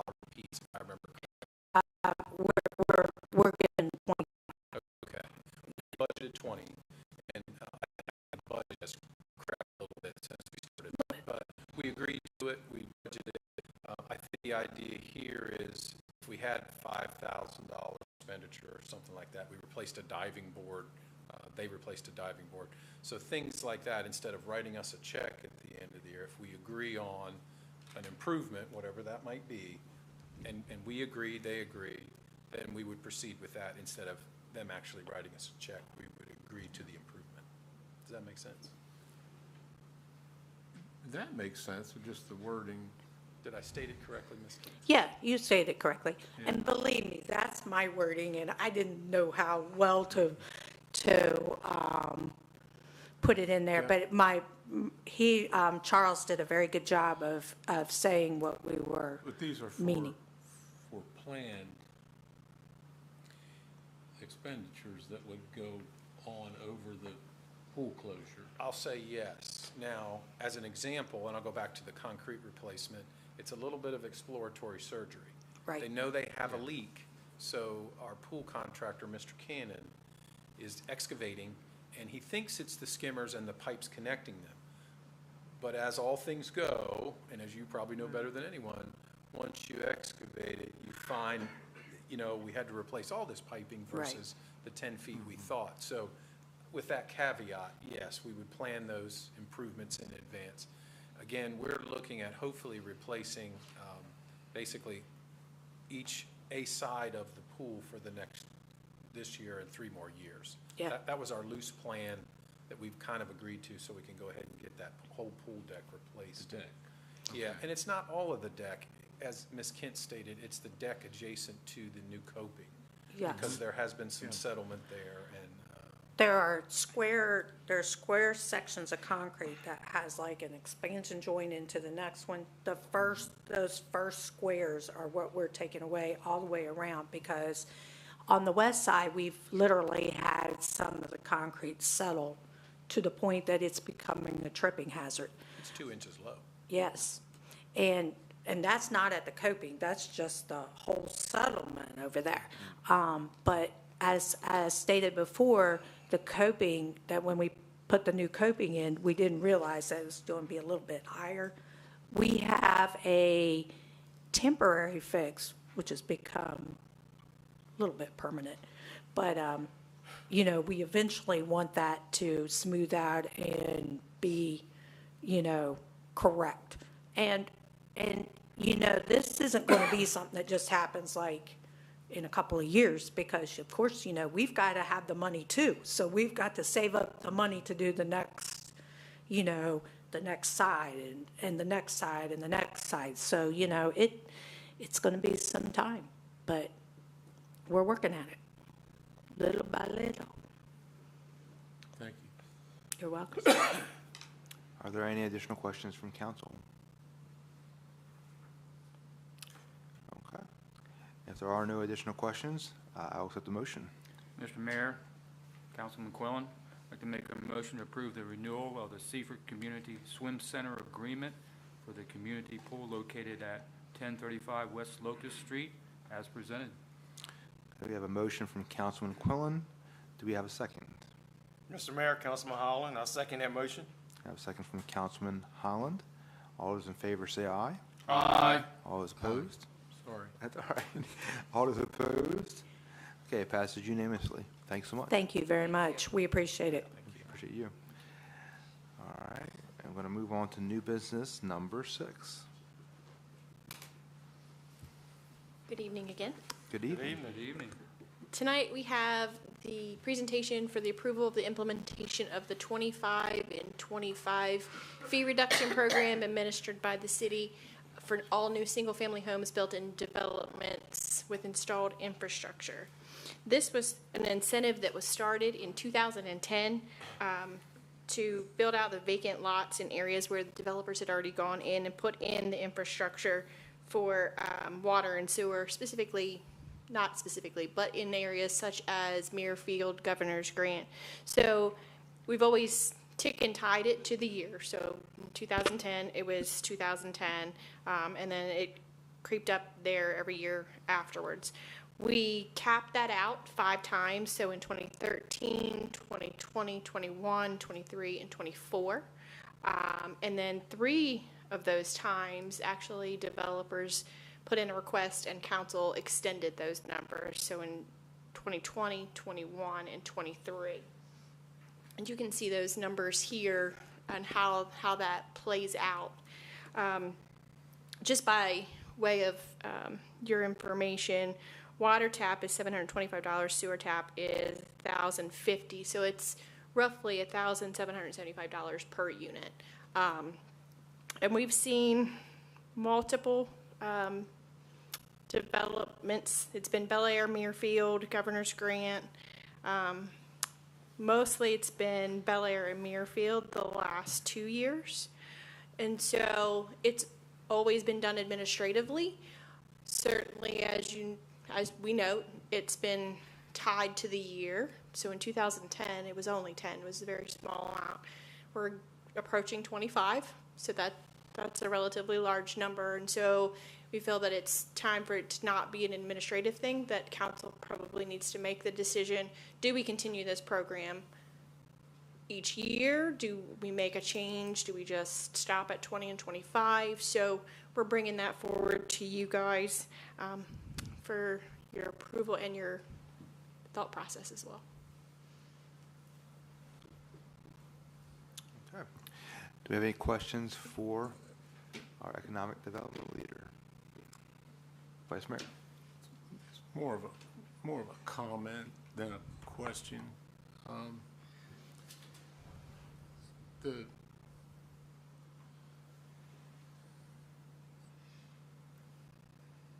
I'm in favor of this, but I think that after we do this, that something different needs to be done. We have the 25, and it's grown. It was incented at a time when you couldn't sell a house in Seaford. So now that the market these developers aren't having any trouble selling their houses. But at the same time, smaller developers who develop or redevelop properties in the town and not in new developments are frozen out of this. So I would be more in favor after this round, if the rest of the council approves this tonight, to reorient the 20 and 25 to a different thing, so that we can incentivize smaller developers who are doing redevelopment inside the city, because you go around the city and the city is renewing itself, and we ought to incent that rather than incentivize developers who are not having any trouble laying out their projects and doing their work. So that's more of a comment and just throwing it out there that we ought to be thinking about doing something different, or because there's going to be a developer that comes and gobbles up all 25 of these, and then there's going to be nothing left for anybody else, even another large developer. So rather than I was going to say for development that's going to happen anyway. Yeah, so what's the 1775 times 25, whatever that number is, if you could incent that in some different way. Sure.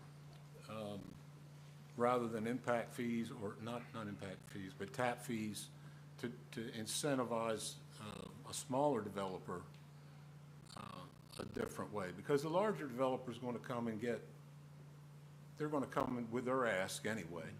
So I just want to see, I would prefer to see incentives that would help out developers who are developing properties in disadvantaged areas of the town. The paradigm has certainly shifted over the years. Are there any additional questions for Director Newcomer? I would just like to follow up on those comments that By all means, yeah. I agree. Yeah. I think those developments are going to come anyway, and they're already here. They have no trouble selling. I think it was a wise move to make back in 2010, but for 2025, our goal is to make the city of Seaford have some improvements, and I think that would be a much better use of that incentive money. Hear, hear. Any additional comments or questions for Director Newcomer? Okay, if there are none, I'll accept the motion.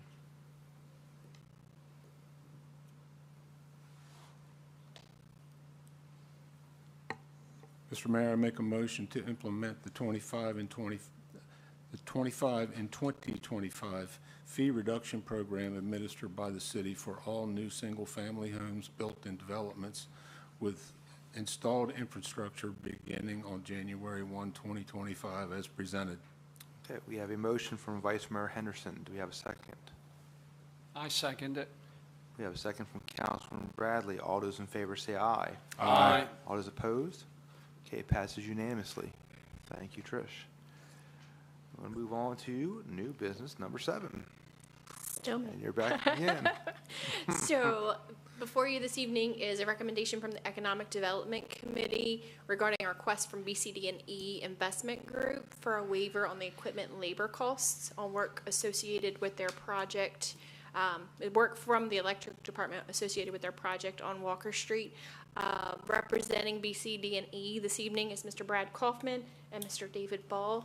After my presentation, if you have any questions they're certainly available to answer. Their project is located, as I mentioned, on Walker Street. It's 629, 635, and 641, also known as tax map and parcel 431-2.00-24.00.01.02. They are building, if you've been by recently, you've seen them, 3 single-family homes on that property. Originally, they had intended to have this as a commercial property, but the soil was not good enough for the stormwater management that they would have been required to do, and the city approved them to build 3 residential lots. That lot has been vacant for many, many years. They are planning to invest over $500,000, and they have paid impact fees on each home that is being built there. These will be brand new homes in an area, as mentioned previously, in an area that needs the attention and upgrade. And obviously, the time frame is immediate as the houses are already under construction.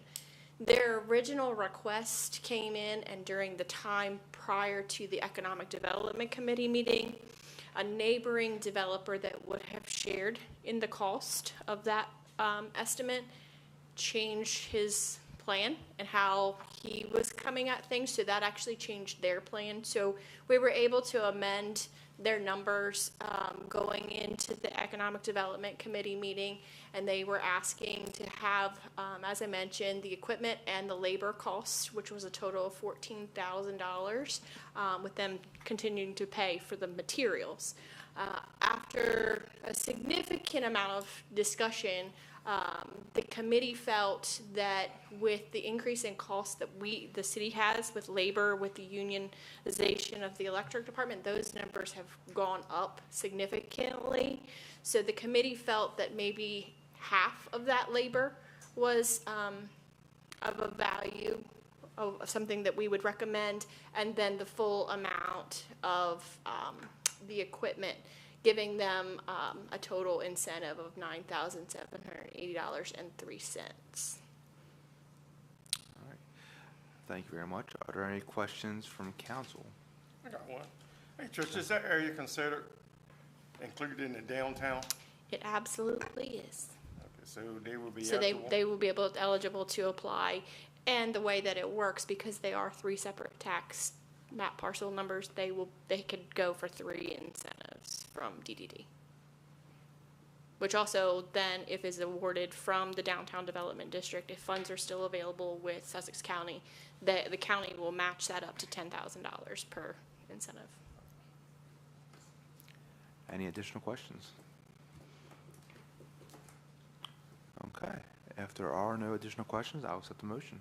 Mr. Mayor, Councilman Quillen, I'd like to make motion to approve the request by BCDE Investment Group LLC to waive the cost of the equipment estimate in the amount of $4,720 and half of the labor estimate in the amount of $5,060.03 to a total incentive of $9,780.03 as per the latest estimate from the Director of Electric dated November 5th, 2024.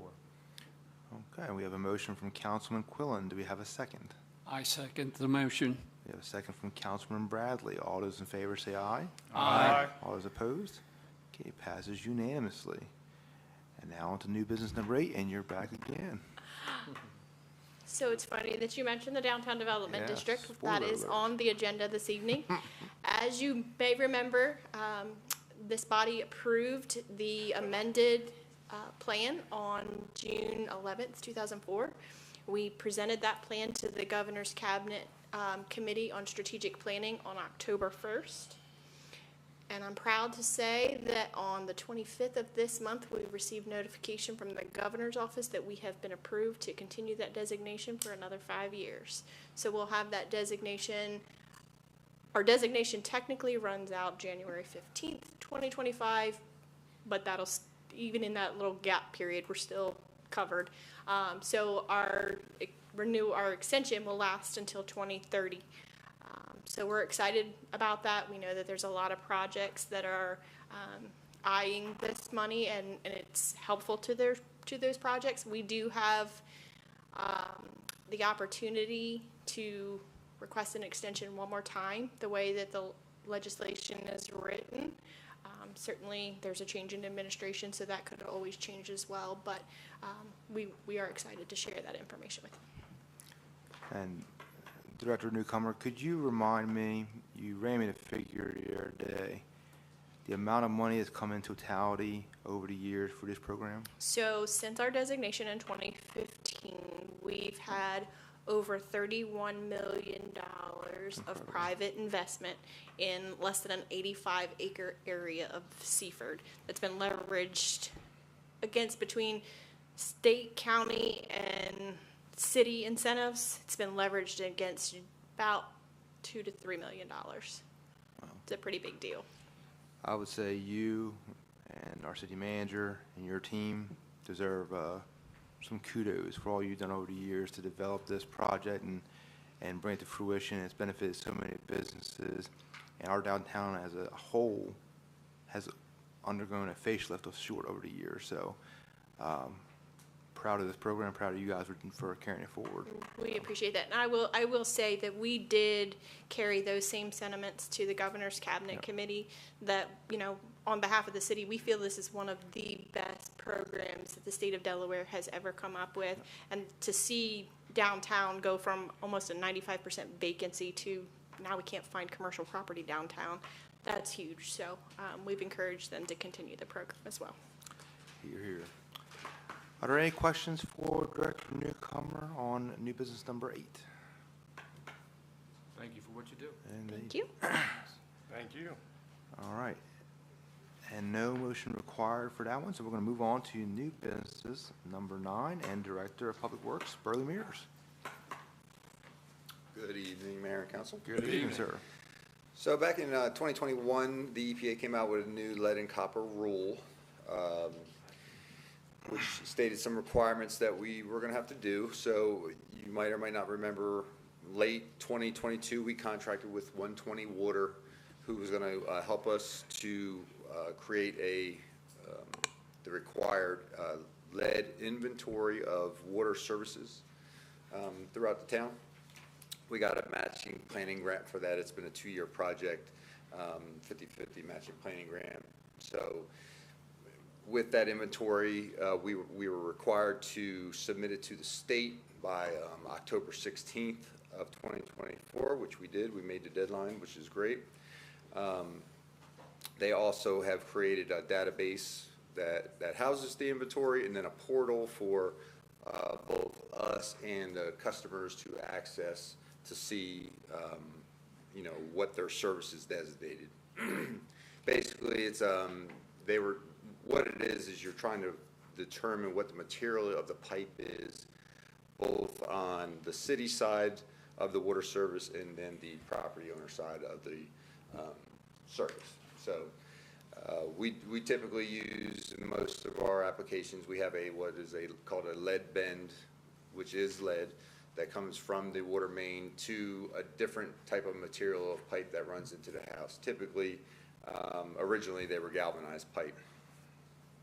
So it's not a total lead service, but there was a section of lead in the service. So just recently, actually October 8th, the Biden administration had the EPA do a final rule for the lead and copper rule, and they're requiring that all these services be replaced in 10 years. So by starting 2027, so by 2037, we have to replace any service that we cannot determine to not have any lead in it. So right now, we have 4,235 locations. Water services, what we're calling water services. This could also include like say like a River Place or a Meadow Bridge or somewhere that has individual addresses, but they're all kind of lumped together, but they consider them each service. So out of those, we have 1,970 services that are either unknown material or galvanized requiring replacement. So with the submission on October 16th, the city has 30 days to send out letters to all the property owners, customers, stating that, that their service is either unknown or that they are galvanized requiring replacement. So these letters will be going out within a week or so. 120 Water has produced the letters, and they're going to be sending them out. It does have some of our letterhead on it, but I do expect to start fielding quite a few questions from the public about it, because the letter, it's an informational letter, but it also tries to raise the awareness of the customer, but I think it will also raise, some suspicion whether, the quality of their water. So I'm here just to say that I want everyone to know that our water is safe. We're required we're on a reduced monitoring for lead and copper. So we do it every 3 years because we have not had any issues with it. So instead of doing it annually, we're actually able to do it every 3 years. Every 3 years we do 20 samples. We last did it in 2023. The action limit for lead is 15 parts per billion.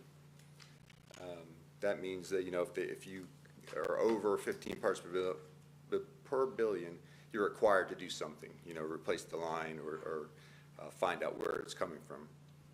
Out of 20 samples, we had 19 come back non-detectable, and we had one come back at 2.6 parts per billion, so still well under the action limit of 15.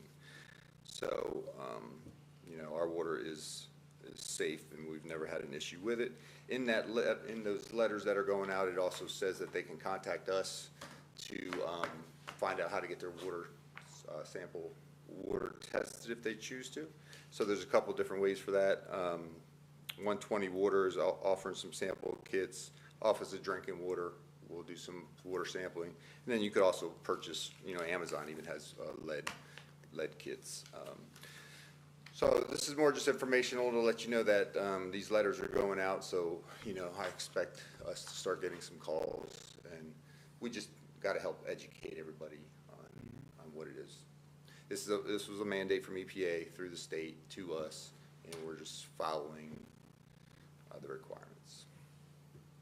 Okay. Are there any questions from the council for Director Mears? How will you determine which sites need to be replaced? So you have to actually physically put your eyes on them. You have to dig? Yeah. So what we are doing, and we're slowly knocking them off, because we'll have a water leak a week, or, you know, we might replace a service or something like that. So we go into the database. Once we put our eyes on it, we determine what it is. We go in there and we change it in the database. Now, still, we can only replace our side of the line, you know, up into the curb stop. So then it'd be on the homeowner to replace theirs, so they choose. You know, they're not mandated to change theirs, but we are as the provider, we're mandated to change ours by 2037. Just to put it in perspective, though, you know, if we have 1,900 services that are unknown, and just say we have to replace all of them, which I don't think we would once we inspect them all. You know, in 10 years, that's 197 services a year. You know, it's kind of not possible. You know, so it's going to be a large undertaking to get it done by the time we need to. So. Thank you, Director. Yep. Any additional questions from council? Okay. Thank you very much, Burley. Appreciate it. On to new business number 10, and our police chief, Marshall Kraft. Good evening, Mr. Mayor, Vice Mayor, City Manager, members of council. Thank you for having me tonight. Evening, Chief. Good evening. The reason I'm here tonight is, I guess in 2023, I was before the board to ask for a modified take-home vehicle program for the Seaford Police Department sworn officers in order to be competitive with other agencies across the county and state. And as a result of that, one of the things that we determined was to try to, we're trying to recruit people that were closer to the city of Seaford. So we opted to go with a 20-mile radius at that time. And since then, we've hired 5 or 6 people, of which a number of those folks live outside of that radius. It's just, it's become harder and harder to be competitive. And right now, I'm here today to ask to go ahead and increase that to the normal 30-mile radius, which is standard now, I think, with the city of Seaford. And we have proposed to update our Directive 13 fiscal management and agency-owned property under Section 7, under the modified take-home vehicle section. We would update this to read 30-mile radius from the City Hall, from the City of Seaford City Hall at this address, 411 High Street. And I did create a list of all officers with their miles, their updated address sheet, and we do have a number of people that are outside of that. We grandfathered everybody at the time that was in excess of the 20 miles. We have one officer who's been with us for 21, 22 years that lives 34.6 miles away. Dedicated officer, former Marine, does a great job for us. So obviously we have some folks that were already grandfathered. So today I'm coming here, and when I look at this, even though we have several outside of the 20-mile radius, 1, 2, 3, 4, 5 total people, when you actually add up all of the miles from every officer and divide by the number of officers, it comes out with a 12.7 miles per officer. So, you know, it's really, we have some that live right here in town, some that just live a mile or so outside, and then that's how that average comes out. We think it's cost effective to go ahead and increase this to a 30-mile radius to be somewhat competitive with our surrounding agencies. Do you have any questions from council for Chief Kraft?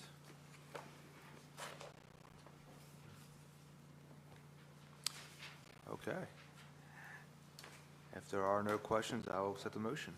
Mr. Mayor, I make a motion to approve the revisions to the Seaford Police Department Directive 13, fiscal management and agency-owned property, that would expand the mileage limits for take-home vehicles for department staff as presented. I have a motion from Vice Mayor Henderson. Do we have a second? Mr. Mayor, Councilman Quillen, I'll second. I have a second from Councilman Quillen. All those in favor say aye. Aye. All those opposed? Okay, passes unanimously. Thank you, Chief. Thank you. Thank you, Chief. On to new business number 11. All right, in your package, you have, we're requesting approval for council to consider disposing of a piece of property that's 150 feet long by 60 feet wide. It's on Sussex County Tax Map number 431-4.00-72.00. And the specific portion of the property is located at the corner of Cedar Avenue and Poplar Street. This property, as shown on the screen there and in council's package, is actually part of what we call the Spruce Street Water Tower property. We've owned it for many years, since the 40s. It has limited utility to the city now. There are obviously water lines and those type things feeding the water tower. I did reach out to the Director of Public Works and the Director of Electric to see if they had any desire or need to maintain that property, and they reviewed it. They did not. One of our desires in working with Ms. Newcomer and her department, the Parks Department has to cut this property annually several times, many times in the summertime. And one of our goals is if we can reduce the workload to that department, we think that's a win. This property has access to electric, water, and sewer. We had some success with putting out an RFP for a lot that we own to create affordable housing. So the internal leadership discussion is, should the council look at this, we could do a similar process and issue an RFP for this lot and reduce our workload, potentially, hopefully foster some affordable housing within our city, as well as increase our tax base, water, sewer. So that's the request in a nutshell. And certainly the director is here, both directors are here, myself. We can try to answer any questions that council may have. Are there any questions from council for either our directors or our city manager? Just comment, I mean, it's dead space. Yeah. So, I mean, I think it'd be to our benefit to go ahead and proceed. 10-4. Do we own that whole strip up to the water tower? Yeah, it's highlighted in yellow there. It's a little hard to see. I think it's better on your. No, I mean, I see that, but I mean, do we own the rest of that green space? We do. To the left there where it's it's T-shaped. It's a T-shaped parcel. We own all that. Okay. Yes, ma'am. So I guess I'll expand upon that a little bit. We would need to contract with a surveyor and get a survey and have a subdivision done.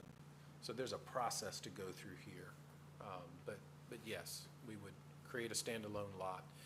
And I'll just say this, we did look at potentially subdividing off more, because when Mr. Mears reviewed it, he doesn't really need all that laydown area now.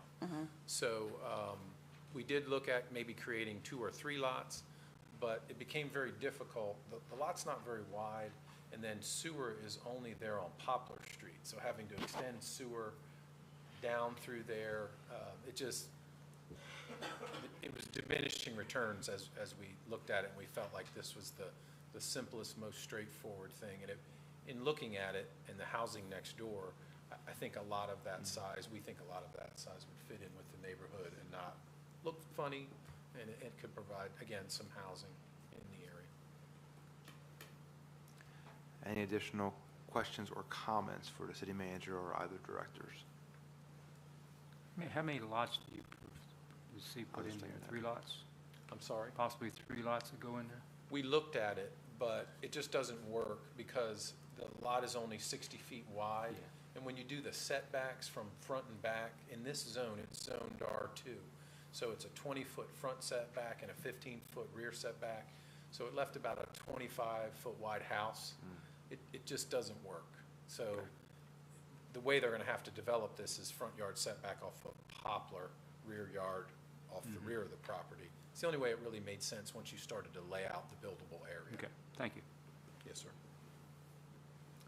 Are there any additional questions or comments? All right, if there are no additional questions, I'll accept the motion. Mr. Mayor, Councilman Quillen, I make a motion to dispose of the 150-foot by 60-foot portion of the city-owned land, SCTM number 431-4.00-72.00, located at the corner of Cedar Avenue and Poplar Street, and request staff issue an RFP for offers on the property as presented. All right, we have a motion from Councilman Quillen. Do we have a second? Councilwoman Grassett, I second that motion. And second from Councilwoman Grassett. All those in favor say aye. Aye. All those opposed? All right, passes unanimously. I don't recall ever having a new business number 12, but here we are. New business number 12. Busy night. We saved the best for last. Yeah.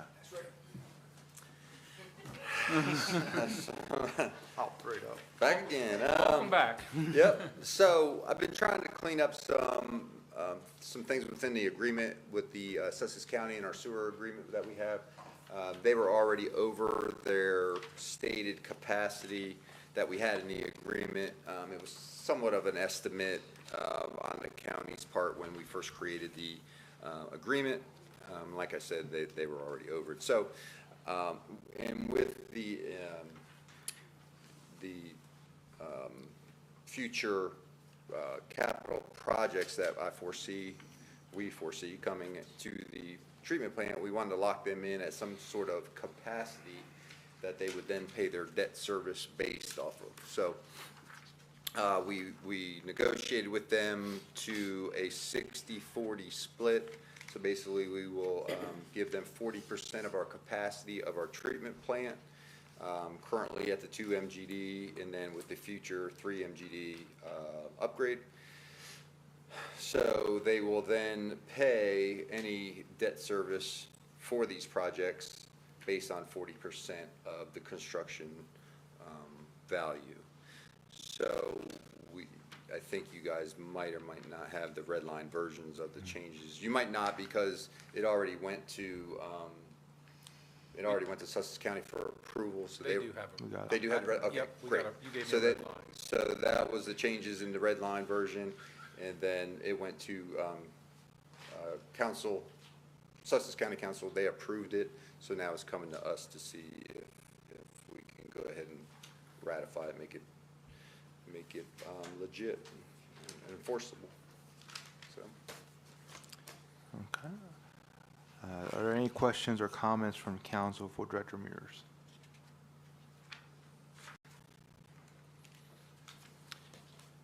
Okay, pretty straightforward. All right. If there are no questions, I'll accept the motion. Councilwoman Grassett, I'd like to make a motion to approve the revisions to the wastewater service agreement between the City of Seaford and Sussex County Unified Sanitary Sewer District, USSD, that would establish a 40% reserve capacity and debt service responsibility, as well as address emergency expenditures for the USSD as presented. All right, we have a motion from Councilwoman Grassett. Do we have a second? I'll second. A second from Vice Mayor Henderson. All those in favor say aye. Aye. All those opposed? Okay, passes unanimously. We get to move on to old business. We have none, sir. We have none. We'll move on to a reminder of meetings and setting new meetings. Just a few, this meeting, city planning session is this Friday, November 15th at the Nanticoke Senior Center, 8:30 a.m. till 3 p.m. Annual caroling at the park and tree lighting ceremony is on Monday, December 2nd at 7 in Gateway Park across the street. And just a reminder, the mayor's going to speak a little bit more about this. The holiday decorating contest, judging to occur December 1 through 3. Prizes are first place $100, second place $75, third place $500. Must be a City of Seaford resident to qualify, and I was told you would take it from there. Yes, sir. So you did hear those dates correctly. December 1st to the 3rd is when the judging will occur, which means if you want to be judged, or you want your residents to be judged for the Christmas contest, you need to have your decorations up before those dates. That is significantly earlier than years gone by.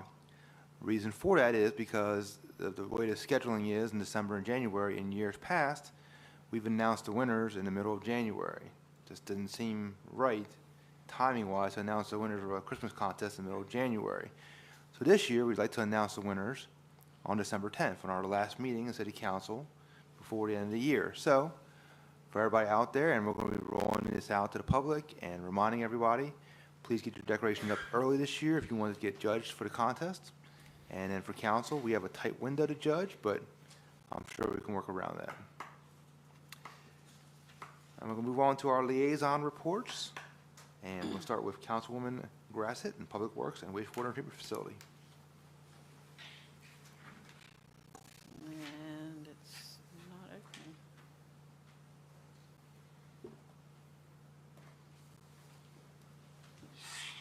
Sorry, mine froze and it wasn't opening. No worries, no worries. I was hitting it. It's been on too long. It's been 2 hours. That's probably what it is. I had a timeout notice a minute ago. I didn't know if it was serious or not, but apparently it was. Yeah. So for the Public Works and Wastewater Treatment Department, over the past few weeks, in Public Works, they've been completing property cleanups for code. They have replaced water service on Poplar Street for a new house, as well as water service on Chandler Street for a new home. They have been dragging the alleys to even out the surface. They've got their leaf machine out, sucking up leaves. It's that time of year. They had to replace the starter in truck 17. They disconnected an old water service that was leaking in the Nylon Capital Shopping Center, as well as one that was leaking on King Street. They've replaced the hydrant on Washington Street, and all of their employees took a defensive driving course. In the wastewater treatment facility and composting, the plant is doing well. Dewatering is looking good as well. They did work with GMB on some designs for their primary waste pump reconfiguration and upgrades. They contacted Justin Tanks about repair or rehab of their hypochlorite tank liner. They're still waiting for that response. They are looking for a potential replacement mixer for the oxic tank and the anoxic zone. They passed their swimming fishies, what's that official test called? Wet test. The wet test. WET. The fish all lived. So everything was healthy that was coming out of the treatment. So they had 100% survival. So that was great. They're going to be doing their annual pre-treatment reporting through the EPA. And they have performed Orient Chemicals annual sampling. In the next few weeks, they will continue with getting leaves off the streets. They're installing a new water service on Pond Street, as well as a new water service on Nylon, replacing a fire hydrant on State Street, and keeping the plant up running with no violations. That is my report. Thank you very much. I'm going to move over to our Vice Mayor and the report for police and fire. Thank you, Mr. Mayor. Seaford Volunteer Fire Department Chief John Wilson reports that there have been 1,022 fire calls to date. In the month of October, there were 142 calls for an average of 4.6 per day. And so far in November, there's been 38 calls for an average of 33.4 calls per day. EMS, there's been 4,076 calls to date for an average of 12.8. October calls were 432 for an average of 13.9. And so far in November, there's been 103 calls for an average of 9.3 calls per day. So the total for 2024 is a total of 5,089 calls for an average of 16.1 calls per day leaving the station. You'll see a list of significant incidents. Due to the amount of the lateness of the hour, I'll try to keep this as brief as I can, but I'll go down to the last one. They've responded to 33 brush, woods, and outside fires since October 1st, and that total has increased because this report was made sometime yesterday, so there's a lot of fire activity today, so I'm sure that total has gone up. All apparatus are currently in service. You'll see the fuel rates, the number of uses there. You also see the training chart, the number of hours the firefighters and EMT personnel have committed to training. In the EMS, like I said before, all ambulances are in service. there's a hiring announcement for 3 career firefighter EMTs, and that's open till November 15th. The Firefighters Union, the International Association of Firefighters, Local 5121, has ratified a new 3-year contract between the employees and the fire department. We'll reiterate, due to the dryness, this rain that we had was, although welcome, is not nearly enough to reduce the risk of wildfires and other fires outside as well. So there is a statewide burning ban that's still in effect.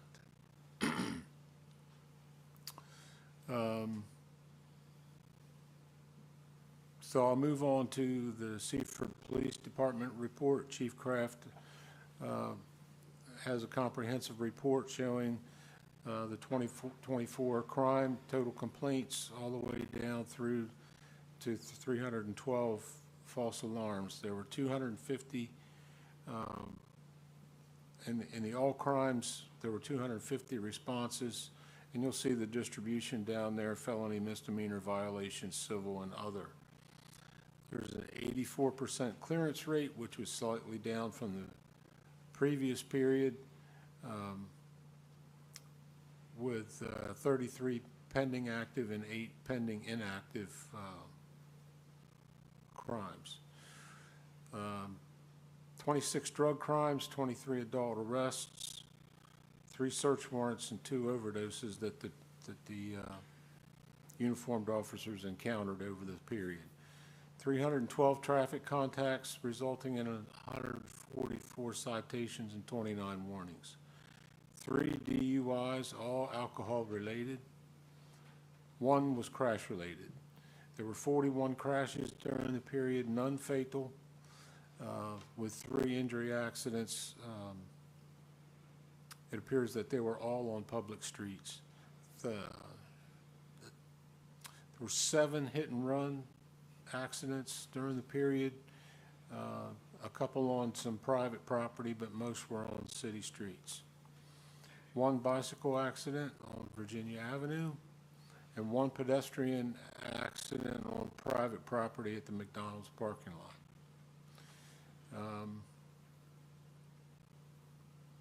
You can see that most of the incidents that occurred on Tuesday, Wednesdays, and Saturdays, and from the hours of 8 in the morning to 6 o'clock, oddly enough.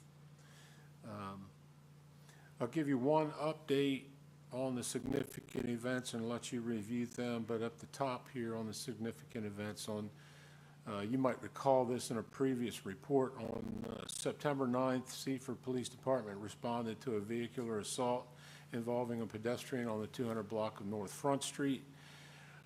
Through investigation, CID identified the suspect and obtained an arrest warrant for charges of vehicular assault, which is criminal negligence, and leaving the scene of an accident. The case remains under investigation, but the chief did indicate that there are some leads that may lead to an arrest.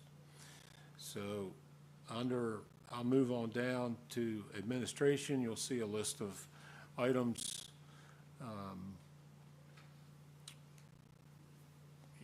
You'll see a list of items here that the administration was involved with.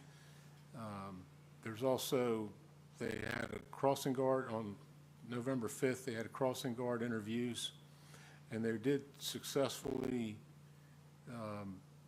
hire a replacement. That's a poor choice of words, but they're filling the position, the vacant position, for Mr. Parker.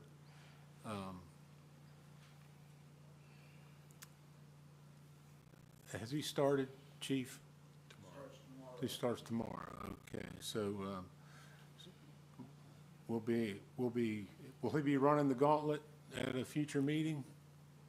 So the school resource officer is putting him in training tomorrow, so he might be able to. Okay, so hopefully you'll get a chance to meet the gentleman. He's highly qualified and been a very active member of the community and fairly local.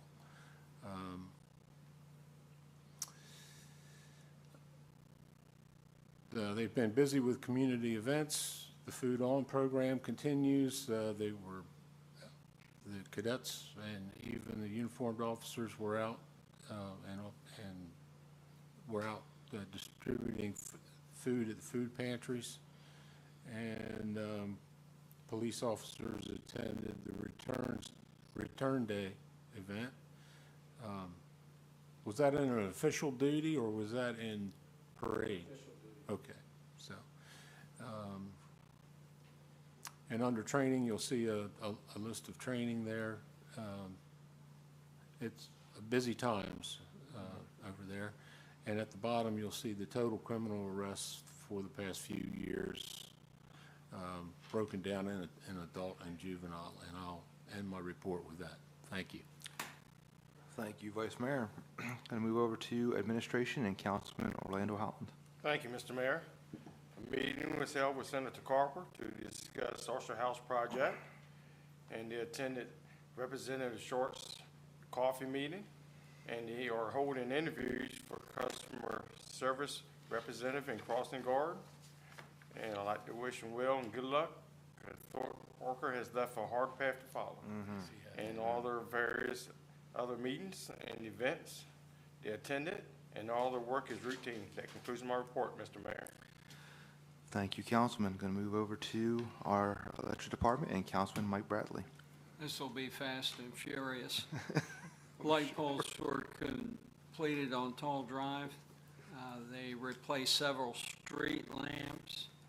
My favorite part, they hung the Christmas lights. I look forward to that every year from the time I've been a kid. They installed fiber on Hurley Park for the automatic capacitor banks, and they assisted in the tree trimming on nylon.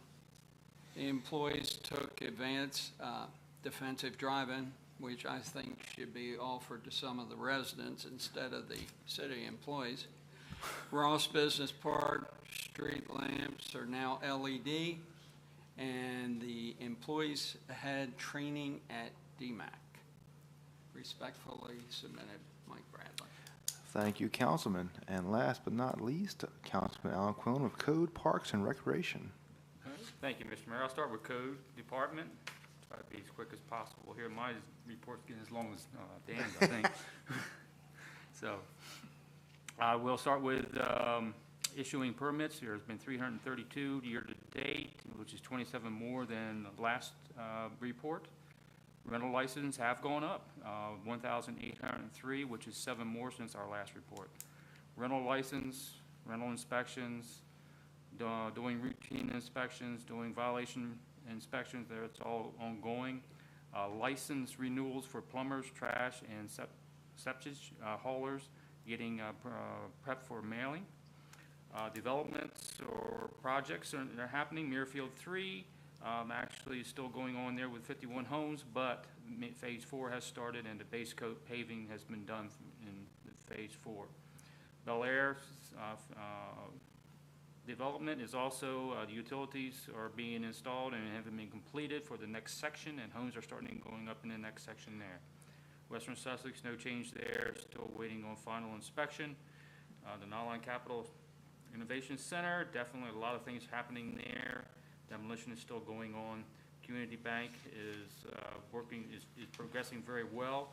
The vault has actually been installed, plumbing's been installed, so a lot of things happening there. And if you've seen, the fascia has come down off of the frontage where Dollar Tree is and the former People's was as well.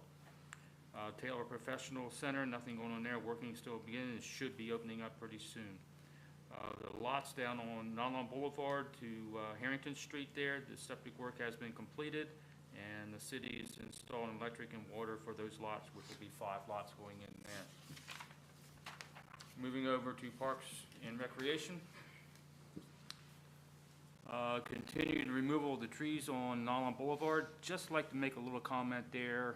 There actually was 105 trees on Nylon Boulevard. 27 have been removed, 78 still remain, and hopefully we haven't disturbed any type of nature in there, and hopefully we can look at what was presented to us tonight as a positive too as well. Worked on beautification of Kiwanis Park before Veterans Day service and prepped the park for the ceremony. Held playoffs for the men's softball championship games, which was on November the 4th.